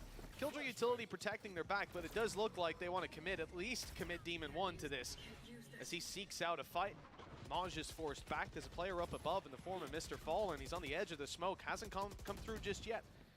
Just spams. Buồn ngủ quá anh em ơi. With this Phantom, no tracers, so good opportunities. Nade out. Oh, Nade is good, and Maj is even better. The spam's now going in their favor, and it seems like Foot have found a foothold on this round. Yeah, this is where it gets troublesome. You have to try and reposition and find a safe place to plant, and with all the spams, all the different angles, every player rotating in, there just isn't a safe position. They need someone to give them the fights, and well, the 1 HP player from the beginning of the round, it would be the greatest clutch ever. If he somehow wins this one, we're going to be writing it in the history books, but with 15 seconds left, no spike, and all the players just watching him, it will be Boostio. 10 seconds just hiding, cowering back, and holding onto his weapon.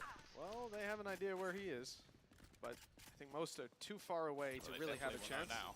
You just got to watch that nano. Okay, it's popped a little bit early. It's not quite going to catch him. And he's managed to save that weapon through. Nicely done, considering the economy of EG can definitely use that little bit of a boost. But they're going to call a timeout. And I'm not too surprised. Look, this round here, they didn't really get a chance to see anybody. Just taken down through those smokes. And yeah, Boostio might have an anti-strap for that. It starts to get this in. We're going to be getting right back into things. That said, this round in particular, okay, you've got yourself the Blade Storm onto Demon 1. You've got your steady, he's always good for 1 at a minimum, but other than that, you kind of expect this one to be more of the same from Foot. A bit of a healthy bankroll built up. You saw the flashes up and over from EG defensive side. This is very much how they like to take the control. They'll do the same thing here on the attack. Even the recon through just to clear out those extra angles up behind the boxes. Unfortunately, Jogamo's gone walkabouts in the wrong place. Now, look, there's not a whole lot to play with here for the side of EG. It's going to be Demon 1 that takes your focus. Takes theirs as well. Foot picking him out of the sky. And Can't pick those knives back up.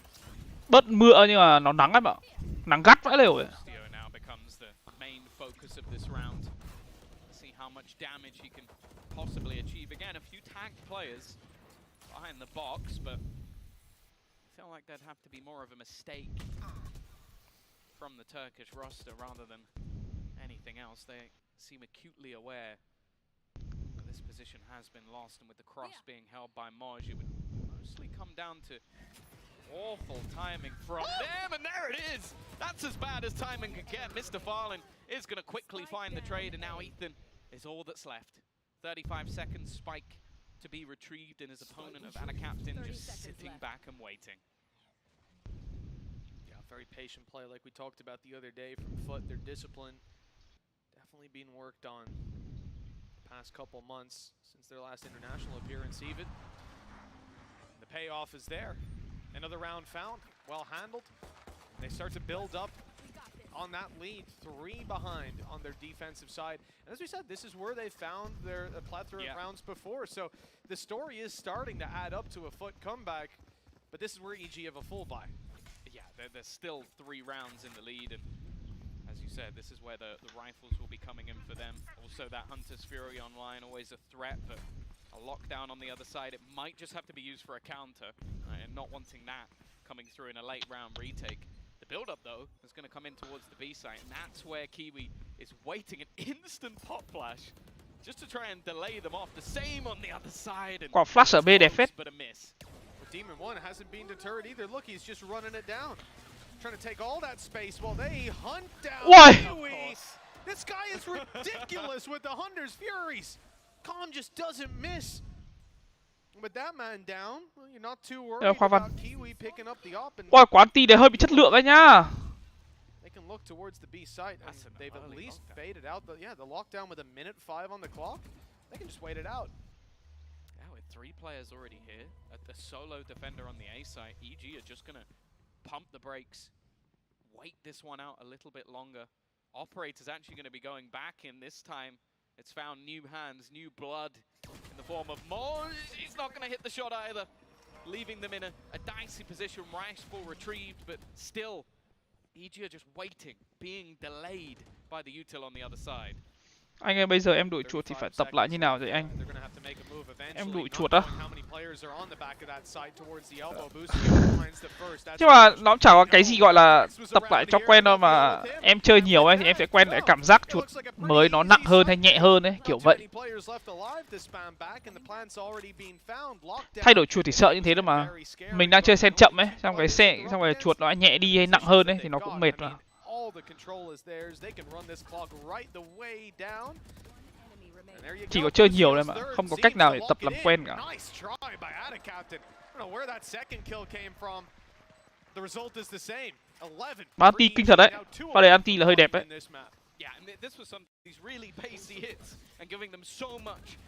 Kiểu chỗ này to hơn nên em hỏi cần chỉnh sen hay gì không á? Cái này thì em thường anh mà đổi chuột anh không đổi sen.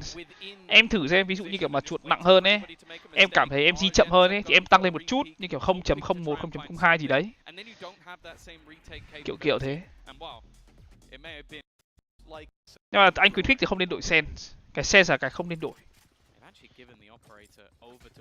Making me think this is going to be a much more explosive round, especially considering your opponent maybe thinking of holding that utility a little bit longer, and already you can see just the instant pop flash setup, and that might not be something they'll be expecting.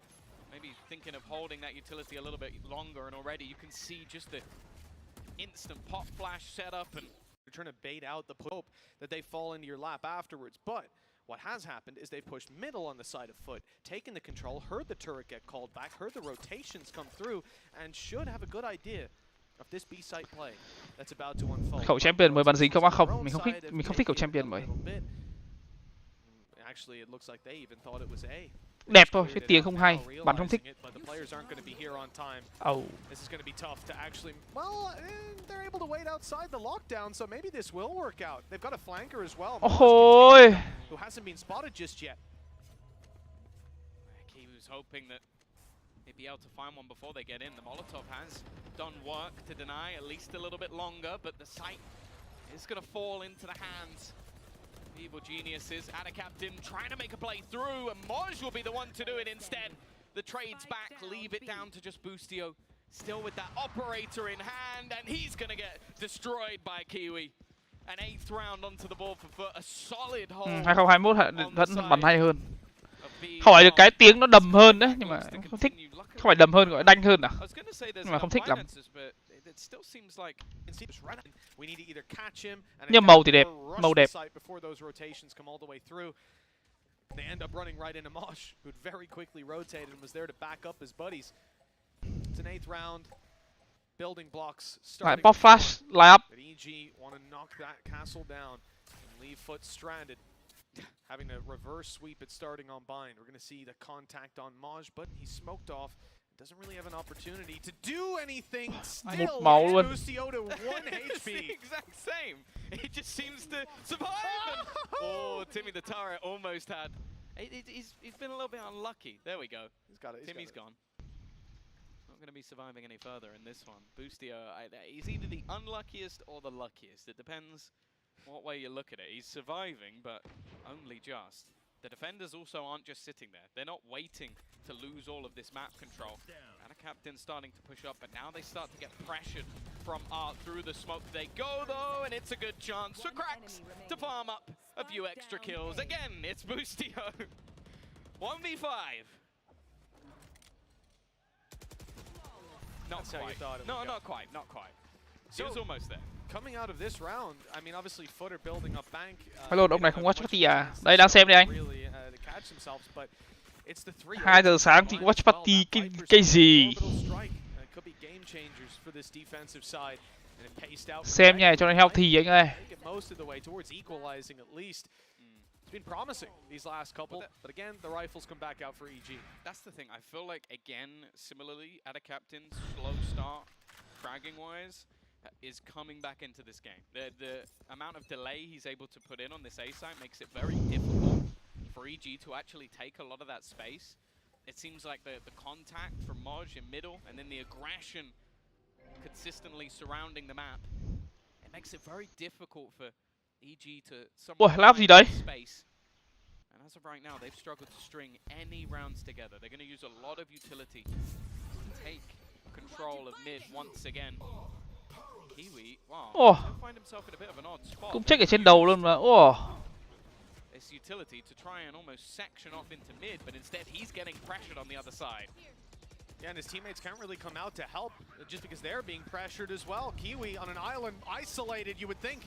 In trouble, but Moj manages to buy the time. The orbital strike cut off the rest of the squad and let this man fight from the hallway. He is decimating the EG squad. 4 kills found.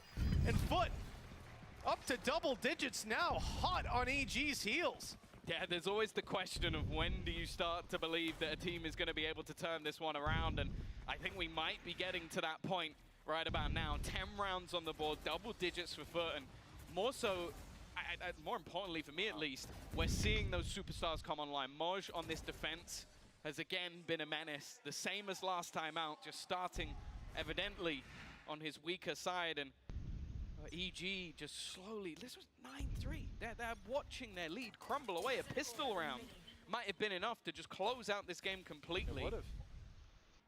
Early shock dart put through to try and destroy. Cái rèm ở cái sau lưng ấy không có rèm á, nên là anh đéo biết phải làm như nào luôn. Nó kiểu bị sáng quá.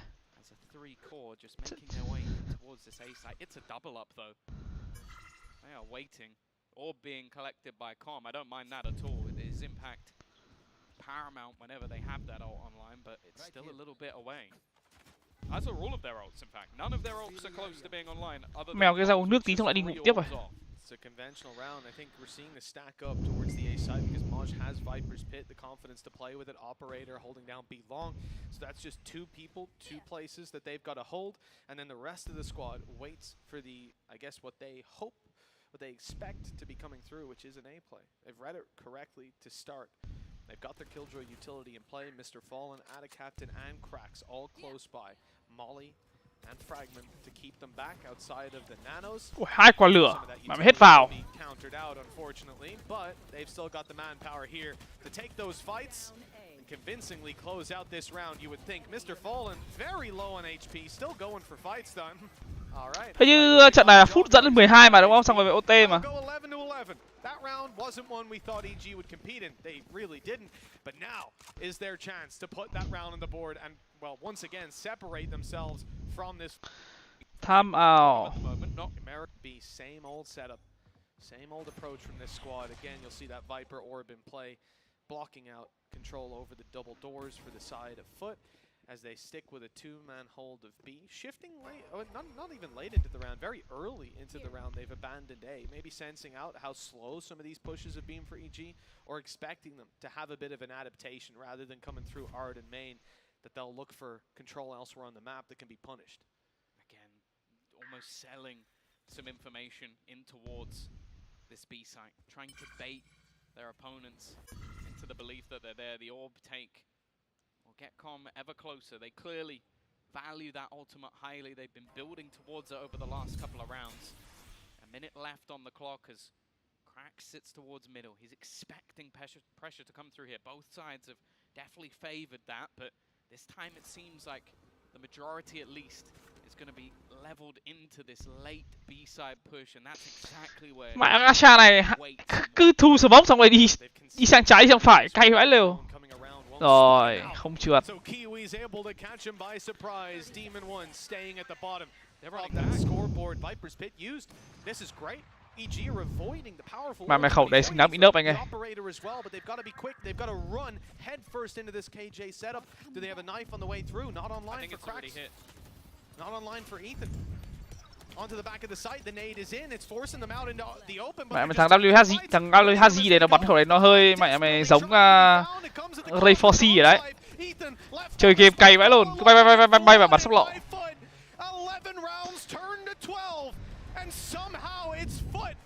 Game này dễ trôi lắm. Game này siêu dễ trôi luôn. Chỉ cần vài round thôi là nó nhanh lắm. Walking into that operator of Kiwi, it's going to be one of the freest shots he's probably had all day. Nothing to really force him off the angle, and then just hightailing it. Maybe hoping that they baited a rotation of Ada Captain and Mr. Fallen, but they didn't move even for a second. Their defensive side. Đâu T1 lờ sao? Ông biết T1 lờ sao? And now EG have one last chance.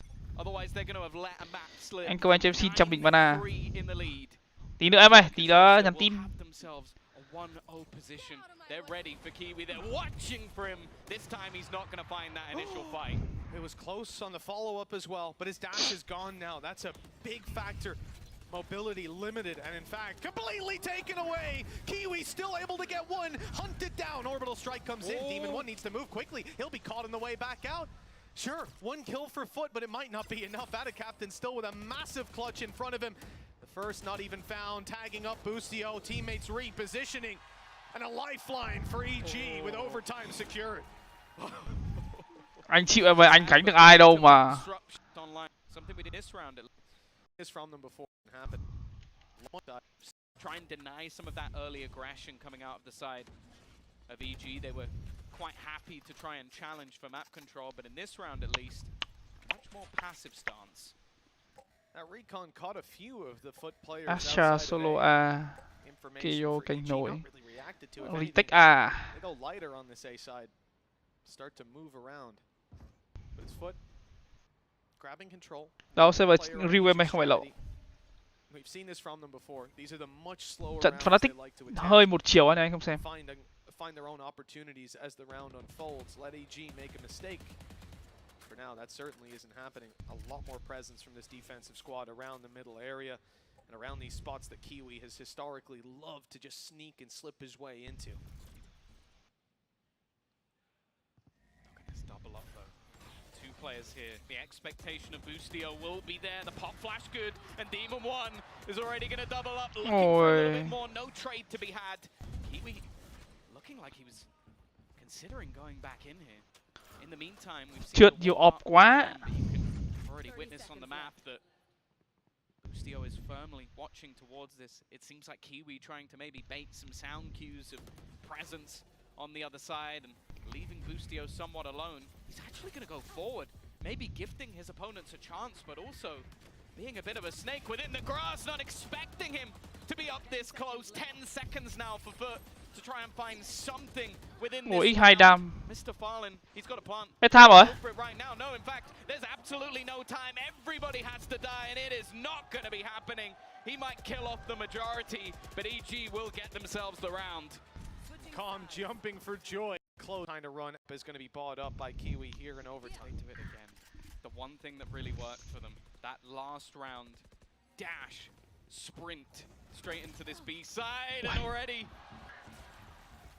the fake smoke is what takes out his opponent. It was a bait, just utilized. Nice trade though from Mr. Fallen, keeping things even for the moment.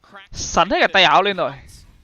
Holding that backline, maybe expecting there to be a bit more of a repeat, but that early fight has quickly diminished. And just look at the majority of EG. They're backing away from this one, but Spikes so are Foot. Spikes out, grouping up with Jogamo and Calm, the first to leave this site. Calm on his way to A. They're sticking around. 50 seconds, still some time to make a decision.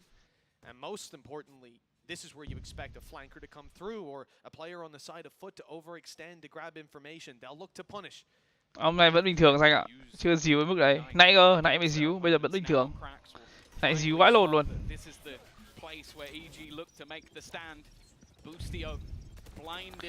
Ngày xưa ai cũng bảo mà ai cũng chê EG mà. Ngày xưa ai cũng chê EG mà, gọi là kiểu đéo hiểu sao được ở trong franchise nhưng mà thay một người phát vào khác hẳn luôn.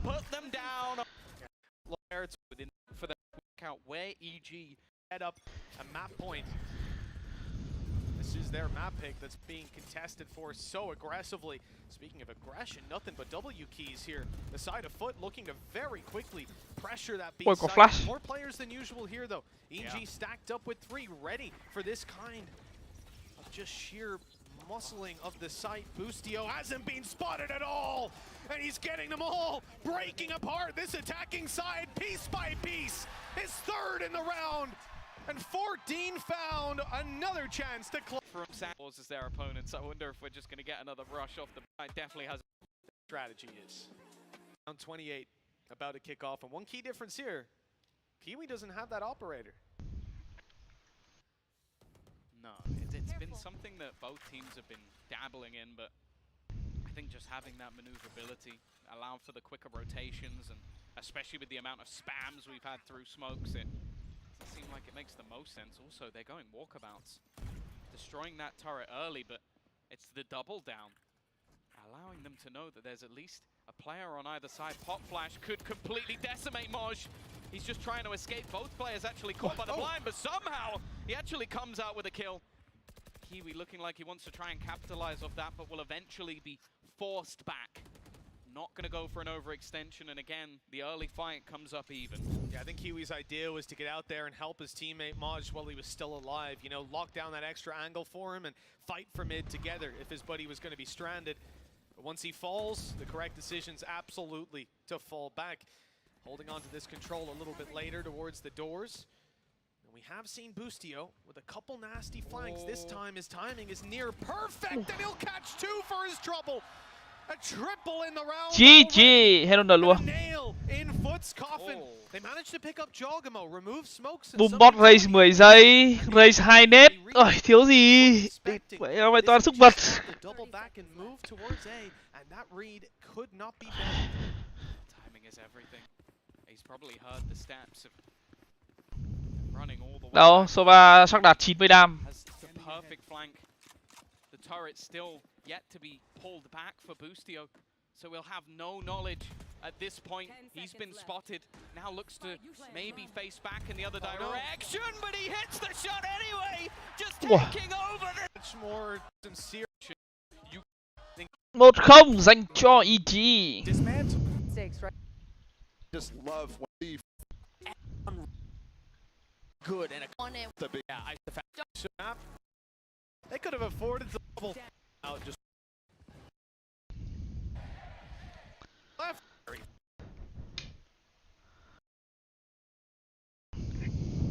Fall back towards the A site. Stacked up as it is, though. I think it's fair to say Foot are leaning in towards The very site that EG want them to hit.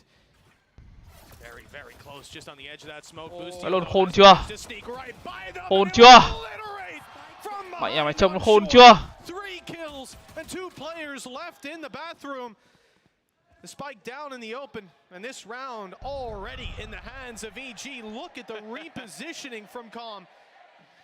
I think he might just rob away the potential for that ace to come through. Ôi ôi. He's missed the shot though.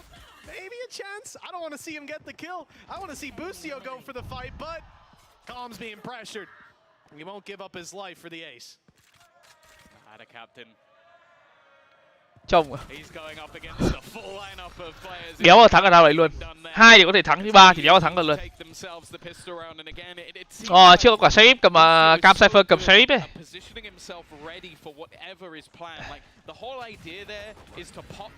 Pop flash straight through the smoke, using that KO to basically garner you that extra space. So he just plays close to that utility, avoids any flash, and just has a perfect backstab on the players of foot.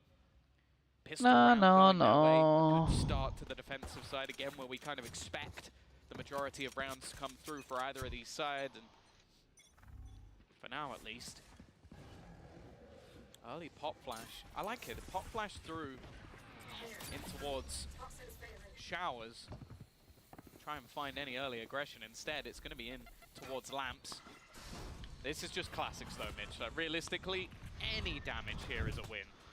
Yeah, that's why you see the utility thrown out, just trying to push these players into an. Anh em phải nhìn Raze ngày xưa cơ. Satchel 75 đam, ra ném 2 cái Satchel vào người địch, địch chết tự chết luôn, đéo cần ném nết. Cái tầm mà ném nết xong ném Satchel đó, bao nhiêu vào cũng chết luôn, 5 thằng cũng chết. Địt mà cái con tướng nó vãi lồn luôn đấy, mình đéo hiểu vì sao mà có thể có con tướng như vậy luôn. They could have afforded to even lose a player here pretty comfortably, but not even a hope. I like these sort of maps. This is where you get to see Jorgamo kind of move away from that controller and pick up that raise. As we see on the likes of Split, he can have a little bit more fun, be that a little bit more aggressive. And already getting off to a flyer of the start. Not too many ultimates online, and you look at the weaponry, it's actually quite light going in for EG. You can already see Demon 1 with enough to buy an operator into the next round, but this time out, they haven't opted for it. Actually, just sprinting straight down. I don't know how they managed to win this early fight with the weaker weaponry, but they're going to be very happy with that one. Boombox giờ cho 50 không? Boombox giờ có 100 mà. Thằng Demon 1 này bắn Guardian vãi lồn thật đấy. Wow. Well, it's not even playing a role in that. Somehow the Stinger wins out the fight, and EG are looking phenomenal in a round that they should have been able to do some damage in, and instead they're in a 4 versus 1. An ambitious play from Jorgamo, and it works out because he left Maj on 20. Hay quá, bắn này thì được off sớm rồi. Xem nốt game nghỉ nha anh em. Mình có đi chạy bộ thì hôm qua đi chạy bộ chạy được 15 phút thở vãi lồn thở. Good enough to take one down then. Look who steps up and look who steps back down. Boostio very quickly dealt with. The spike's in the open. Can be defended. That push up from Maj, the one weapon they have to work with now. A few more on their hands potentially, but Ethan through the teleporter he goes. Mẹ nghe điên rồi. Mẹ nghe điên rồi. Maj is, and the Seeker only confirms it even further, locking him into a box. 8 bullets left in that magazine.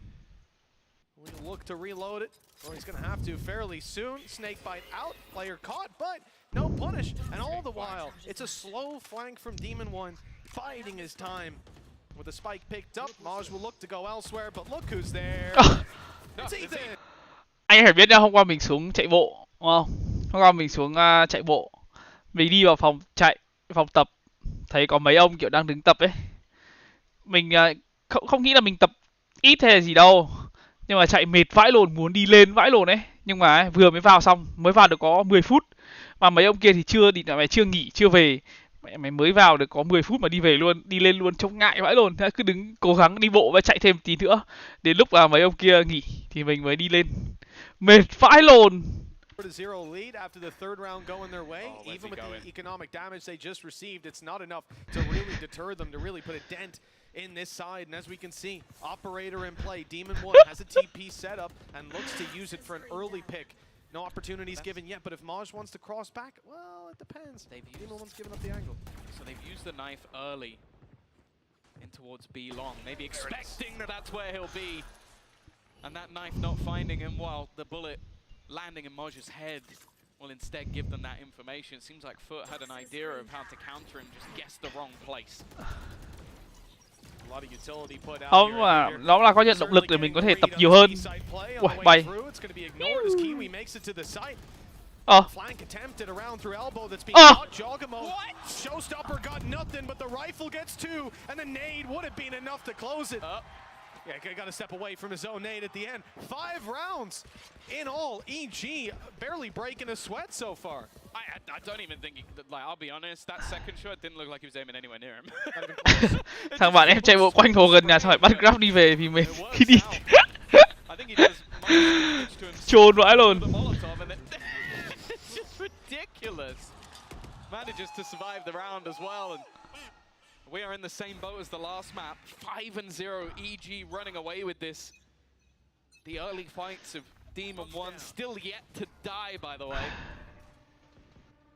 And the ult's starting to build up for Foot. Maybe there's something they can send into this round. A showstopper, orbital strike, or Viper's Pit for post. If they can get into a position. Top flashing through the smoke early in the round, but just look how passively the defenders are. They know what's online. They know the ults are available. They're not looking to get in those sort of fights.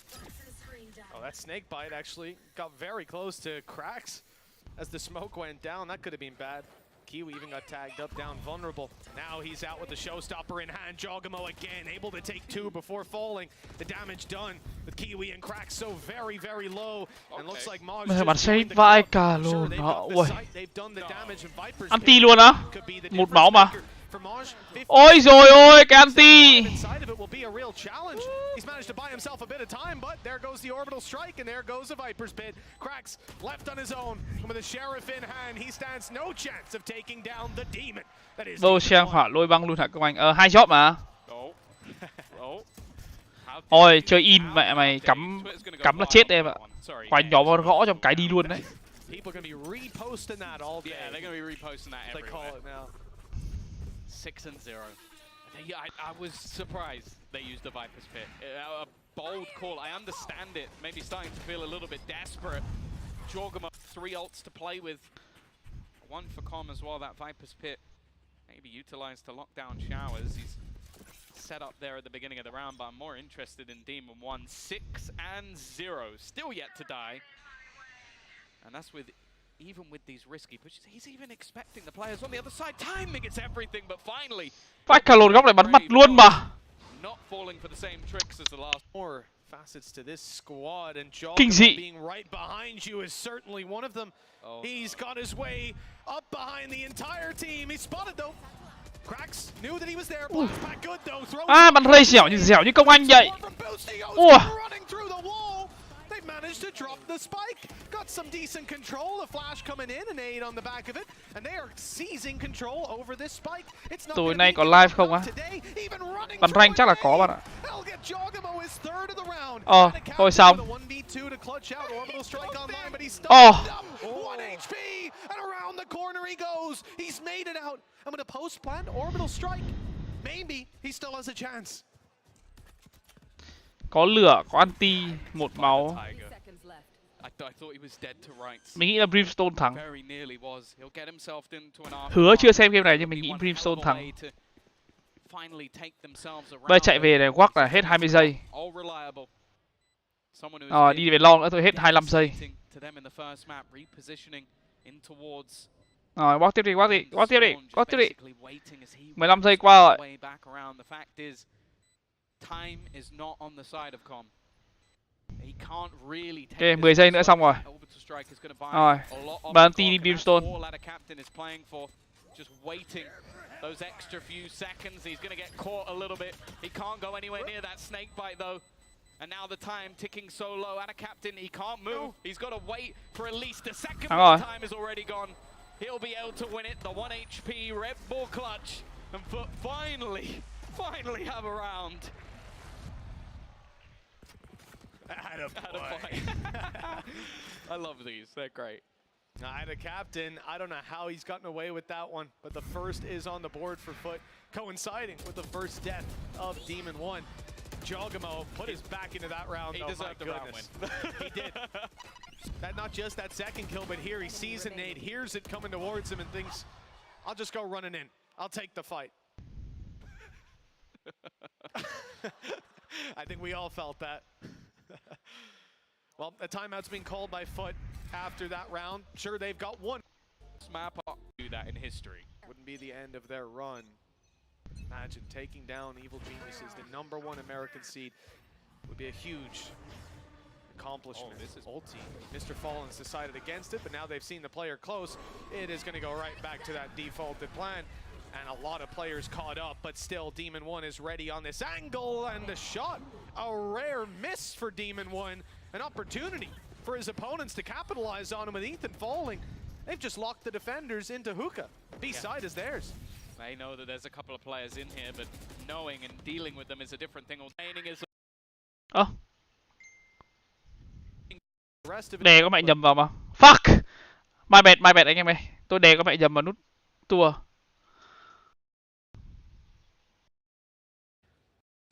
Nasty lurk is going to pick off Boostio.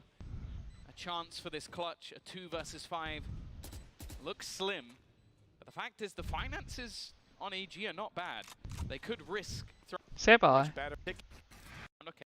The Nightfall, no command used in the prior round, and again, we're going to see the aggressive flash. I like the fact that you can see Adacaptain actively backing away at this stage. He does have the spike though, so that might be the reason. Yeah, don't think you're going to want to go swinging in there, especially when you'll expect Demon 1 to be around every corner at this point. He's been repositioning round after round. This time just sat on back B side. Foot maybe set orb that's in play. And well, Maj has just taken down Boostio. That's going to prompt Calm to get out of town, move towards the spawn and play the retake with the rest of his squad, and that's exactly what he's doing. An early advantage. Potential showstopper for the retake, but utility has been used to hold them back a little longer. A couple of flashes still for cracks. Unusual to see that this late into the round, so definite potential, but we are going to see the lamps being The timing doesn't work out though. Adacaptain finding another Kiwi, ever crisp, and Demon 1 almost just having to look for exit frags. He's eventually getting that foot. Although he'll go. See Evil Geniuses call a timeout. Devastating force for Hunter is in off. We've already seen. Bắt đầu đánh chơi bow sang mà anh kéo ai em địt phải yếu như con chó ấy. And this one here, even with Demon 1 on the classic, you know that Headhunter is in play. Not right now for 4 seconds, but after that. It's patient though from Foot. Not overextending, not giving anything away. Còn chưa lên 5-2 nữa, chưa cầm được vũ khí mới nữa. Burnt out over on that defensive side. They're basically just waiting, not wanting to get caught off. We've already seen the shenanigans of Boostio around this close position.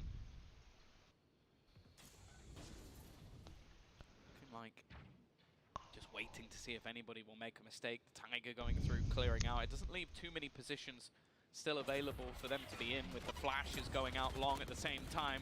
Nice counter nade, but it's Jogamo to take the majority of the damage. I think most of that was just off the Viper wall.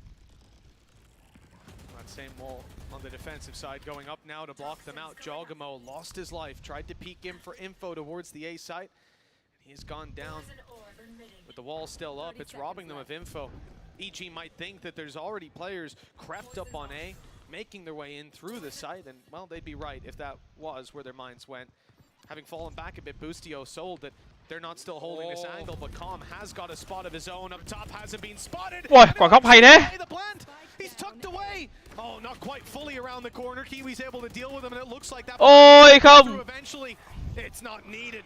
With EG players flooding the site to deny the plant, they've instead lost the round. where the spike can go down. Lên rank mà được kéo một thì bắn một mình cũng tụt thôi à. À đâu, đang bảo game online bạn ơi. Kéo level game online, không phải kéo VALORANT. Vừa mới bảo nhanh xong, chúng nó bảo chúng nó đi chứng minh là mình sai luôn mà.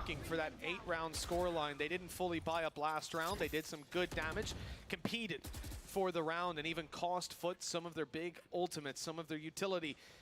Now as we move into round number 11, this is where they look to capitalize on all the work done before. Very passive stance. A lot of this Sky utility from Ethan's being used to lock down control, even over Bathroom late into the round. We've seen the Tiger go through. Smoke one way thì lâu rồi nhưng mà cái góc nó ngồi ấy, cái quả smoke nó che mày hay. Anh cày 2 nick 2 máy luôn à, anh cày 4 nick luôn à, 2 máy em luôn em ơi. That this is a B play. Yeah, especially with the flash. That's why these sky flashes are so vital. Just trying to find any information. 35 seconds left, and the nade will be comboed. Looking to come out hookah. There are a multitude of players waiting here, and now Ada Captain. Rồi xong com chết. Trừ khi lựa lỗi không? Không lỗi. Just try and clear this player out of the tube, but instead they're gonna go doubling back. Demon 1 now about to be under pressure, just having to jump. Oh! They can't quite correct the aim in time. Foot again are going to get their entry, and Ada Captain is just tearing this side apart. Kiwi so aware of the flank coming through as well. It is meticulous. 6-0 lên 6-5 luôn à? From the other back foot for the prowler. This match won, but it's on a lurk, and then you just have Moj constantly placing in here. Nice work from Ethan though, and he does the support. He doesn't even need it. This man seems to be the master of the SMGs. It was the Stinger in the last map, the Spectre in this one, and after a 5-round streak, this is the best chance they've had. But Demon 1 will again go amiss as Mr. Fallen has managed to take him down. But look at what the weaponry that EG have brought in. 2 judges that'll have to retake if they lose this B side. I mean, they've got to maintain control. Orbital strike in play, it's causing problems. Ethan's going to be dropped after the 1, but Cracks went down to the ulti. Boostio still holding strong on the side, buys them a little bit more time, and now it's those judges from before. The nade in good position. Rồi xong. Through. It forces him out of his spot into the open, but that's not good enough. With a judge in hand, 4 bullets. Mr. Fallen needs to swap that over. He knows where that player is coming from now at least, so they around. It's definitely the least expected of all of the options. I don't think there's any world where Mr. Fallen is watching back towards the spawn. This is the most 5-head play I think I've ever seen. There's no reason for Mr. Fallen to begin to check this, but it has come into his head that this could be. 2 máu. I don't know. That's in the neck. This one.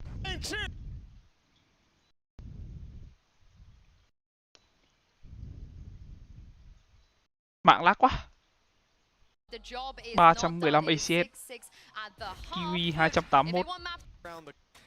Defensive side for Foot. EG on attack shouldn't be able to net as much power as they did before, and 6 straight rounds. Let's talk about momentum. It's certainly in the field of Foot right now. So let's see if EG can change things up. If their attack is where they'll find a lot more success. You never know.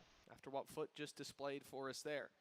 Well, that's the thing with EG. They've been very good at when they need to pick up the rounds, they do. We saw the streak back in the last map, and they still closed it out in overtime. The last round is what they took, and instead, Foot could be set up here for a 2-0 victory if they'd managed to close out that comeback. Instead, though, again, a tentative start from either side. Patiently watching for any aggression, but it is, again, passive. Patient Kiwi watching. Sheriff just trying to boom heads on the other side, and instantly all of the Viper utility goes up. The smokes raining down from above, and an attempted plant as the spam comes through, but it doesn't look like there'll be a denial this time. Nope. No way to stop that spike from being planted. EG had some ideas to go aggressive afterwards, but they've fallen back into defaults. Nice crossfire to play with Jogamo. First point of contact, and then the swings come in, but he went a little too wide. No one able to trade out on that. Foot managed to find themselves a duel for free. Calm under pressure as well. Players starting to get close to him towards the back. Now another for Foot. As they desperately try to hold on to control, EG are just being pushed back. Hardly any damage being done by this 6-0, 6-7, 6-8. Break this trend of 7 rounds a little bit early. They have invested heavily, even though you might see a classic onto Demon 1, that is all in on Headhunter bullets, and the rest have gone for those stingers. Well, they're certainly grouping up, trying to use the numbers advantage to their favor, but they've lost Boostio to begin. Jogamo down to 45, still able to get 2! Hình như không có 68 hay sao ấy. Running around, grabbing a heal, somehow not dealt with there, and then he's looking to fight. Long range with a stinger on Maj. Now low HP, pressured from every which side. Still somehow clinging on to life, but that doesn't last too much longer. EG, 7 rounds in a row they lost, and this is the one that they come out on top in. It's thanks to Jogamo who had flashbangs. Súng ở vai cả lồn bắn này. I think it is something that was beautifully brought up on the desk by Bala. It's the supportive flashbang over the top. It's just so. Again, it's going to be the súng trong này nó bị làm sao ấy. Cứ kiểu điêu ấy. Finally get themselves a lead in this map, and instead now they're just getting mowed down. Com with a double. Not really a chance to retrieve any weaponry. Look at that. The close is just as clean. What? The resounding response from the evil genius side. The attackers building up rounds already. Interrupted the win streak of Foot. And most definitely Spectre. They're going to be doing. Trông thằng đi một quan nào nó êm sạch, nó êm clean thật đấy. Nó êm dính vãi lều luôn ý. Big start to the round as well. Bear in mind that even though the finances are great for EG, this still somewhat works as a bonus. Few weaker weapons in play, and the risk taken to get the orb definitely not paying off. Kiwi up top, up close. Something that you can definitely spam for. It's not going to be through a smoke, but it definitely could be through a wall if they are looking to try and clear this spot. The execution looking inevitable, and the information seemingly there. It's in with a showstopper and out of the round for Kiwi. Not a bad trade though, being able to take Jogamo down just as the trigger was pressed. So Foot, they're behind only by 1 on the way back through. Post plant setup is strong. Drop độ phân giải á? Không mà. Inside of lamps. That could cause major problems. Nade down in the corner. It's just trying to clear out players into the open. Phút bắt đầu chữa rồi. To find that frag instead. Great flash, but somehow they're still on top of it. Krax and Mr. Fallen both finding kills. The spike now can be tapped to bait these players into the open. Ethan will be caught as the wall drops, but not eliminated. Even with a Spectre, he wins out that fight. And with 40 HP, Mr. Fallen surely is down and out of this round. Great damage, but the time too far gone. Yeah, he's just going to have to leave that one, unfortunately. He's been having a great few rounds, but it isn't quite enough. And again, it's another round on the board for EG. We said it. We expected this one to be the defender's paradise for Foot, but the early battles going in their direction, and then just the effective trade-outs coming through. The weaker weapons never a deterrent for players like Ethan, and now sat 9-7 in the lead. It's looking like maybe a bit of a hero rifle onto Mr. Fallen, obviously saved over from the last round, and in fact he's going to hand that off potentially to another teammate, maybe just allowing them to get the extra shields. Now at least it still sits in his hand. Oh, what a shot by Demon 1! Another as he follows up, and he's standing strong, baiting Kiwi in for more! 3 quick kills! And EG have put this one to bed. The crowd demanding an ace from this man. You know what? The other 2 opponents are on the right side. Maybe he's got a chance. Yeah, the rest of the team are actually pushing in the other direction. It just depends if there is going to be that rotation for him, just a chance to fight into this one alone, clean up the entirety of Foot. Cái quả nó sấy nó táp hai cái đầu đúng không? Many times before. A couple of players waiting, and he has the chance to fight them. There's the first on the battle, but it isn't going to be happening this time. Không, phát để mình xem rồi, Takes him out, but he has made space for the rest of the team. Just going to be getting that plan, even farming up the extra orbs for the Trời nắng quá. methodical from EG, making sure that no stone is left unturned before they get themselves into this next. There you go. Orbital strike now online for EG. That'll be used in the next nó round. tap kinh lắm, thằng này nó bắn nhá, nó bắn ADS là một với cả nó tap kinh vãi lều luôn. Nó chụp cái thông số nó bắn rank ấy, headshot, tỷ lệ headshot của nó toàn 60% hay sao á. Các hiểu, chơi game kiểu gì. So with these upgrades, they look to charge forward, see what damage they can deal, and right away it's Jogamo falling. Late Thôi, flank Brim có anti mà, thua sao được. the plant spot not for it. Molly over already, and that orbital strike might be needed to close out this round, especially if the kills keep going this way. They're swinging through, and yeah, look, it's being set up. They're going to cost them an ulti already, which, look, it's better than it looked like it could be for this squad. They've even dropped Boostio on the way back out. The time ultimately too far gone, but the damage considerable. Yeah, but that's been the main talking point of this second half, damage. Like there hasn't really been much else so far for Foot. They were put down very early in this round by some of the cleanest shots you're ever gonna see. 4 viên 3 mặt. Thế luôn, trong đó bắn của Gaia này bắn dính vãi lều ý. Thế We love to see it. Demon One certainly getting his confidence back. 14-9 right now. You've seen him with a far more convincing scorelines for himself. Maybe you can praise Foot for how well they've avoided him at times, but yeah, certainly not in that last round. And maybe not in this one. The Tour de Force online and looking for some victims early on. Yeah, this is a scary round. Already hyper-aggressive. Seekers have been thrown through. It looks like they're just executing directly off the back of it! In the air, dropped down from above! Death reigns onto Foot in this round. chơi game đùa. Chơi game nó chán. Two players remain once again. Morgan cracks in a similar position to what we saw in the last round. Do they even go for this? It looks like they're attempting it while hiding within.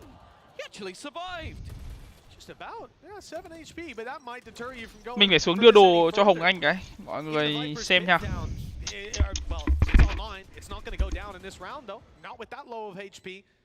Krax has to open this one wide open for the squad, and he's caught Ethan. Okay, now there's an actual chance. They've seen the barrel in the corner. Demon One is down, and Calm miles away. They'll get this half before he even emerges around the corner. That's an easy kill onto the planter, just 1 HP. A fight now baited, but Calm, he is biding all the time they need. EG with another, and it's a Red Bull clutch for Calm. The thing with this man is wherever you at least expect him to be, that's where he always turns up, never stays static for too long. He's so good at just switching up his position. You could see the players were watching back towards Hooker, expecting him to still be in that position. Exactly where you should expect him to be. But always repositioning, always playing the time. He's the exact man you want in those sort of clutch situations. And Foot, well, a last attempt to try and slow this one down. They have lost 5 rounds in a row, exactly the same as what we saw in the last half. It was 6 in a row before they really got going. The problem is they'll be fighting for overtime if it gets to that position again. A ridiculous thing looking at Jogamo in this map, and certainly the previous round, you know, guy wasn't exactly playing the same role on the previous map. He couldn't do some of these flashy things.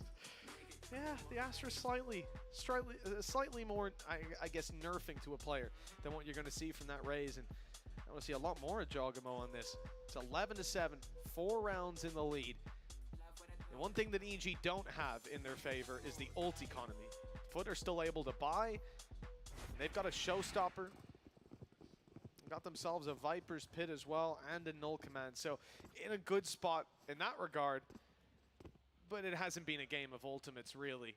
Even at times where Jogamo has that showstopper, you'll see him fire it into a wall, damage himself, and then shoot 2 people in the head the most ridiculous way imaginable. Well, here we go, though. But still have a purchase, some ults to play with, but just look at the sheer pace, just leading the way with the judge. It's got to be infuriating. Not the start that they were looking for, but they've at least got rid of him. I guess that's the silver lining. The man who's been causing so many issues is dead in this round. A lot of information garnered as well. The knife connecting onto multiple players. You can see the jump spot out towards long as well. Maybe spotting for any lurkers, any rotation back. But again, EG is what they love to do on the attack. just pausing, stopping for a moment before reaggressing. It's the Tiger that gets them back out there to try and take some control. They've spotted cracks. The Viper's Pit, that's going to cut off, well, not fully cut off the spawn rotations, but certainly it's a big annoyance to them.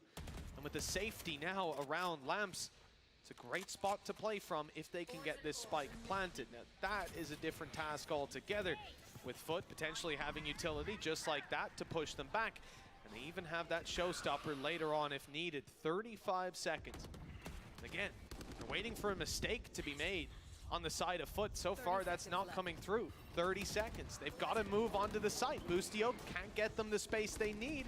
And now they look elsewhere, getting out through the teleporter and leaving the Viper's Pit to fall. Foot will have a 4 versus 2 retake, but there's no way to deny this plant. No, that's at least something. Viper's Pit, of course, gone, expended on the other side, and this is definitely one of the best scenarios. Normally, Calm expected to be lurking back, but with no util, they're going to double up here. Know that they're a little closer around these angles and just lurk and miss the fall, and it should be for free. Somehow Calm still managing to find one, looking for a little bit more, and they may have been low on health, but Foot will live to fight another day. Defusal coming through, a lot expended in this round for the Turkish side, but they will get themselves to 8, and maybe, just maybe, this can be the start of the build back. That was a ton of damage done, but I like the idea on the way back through. Kiwi was like 39 health. You pop that showstopper, come around the corner, you probably don't even get a chance to see them, let alone readjust and fire. So instead just uses the blast pack to push out his teammates a little bit, get HyperX in a wider angle and triple peek it in a way where you just don't line up. I like to see that. Oh, I didn't see that for Jogamo. He's playing anti-flash on the way through. I know, he jumped backwards to kill Moj. I think he jumped over his head and then shot him. Well, got taken down after. Look, this is, it's a hiccup for EG. These kind of rounds are going to happen now.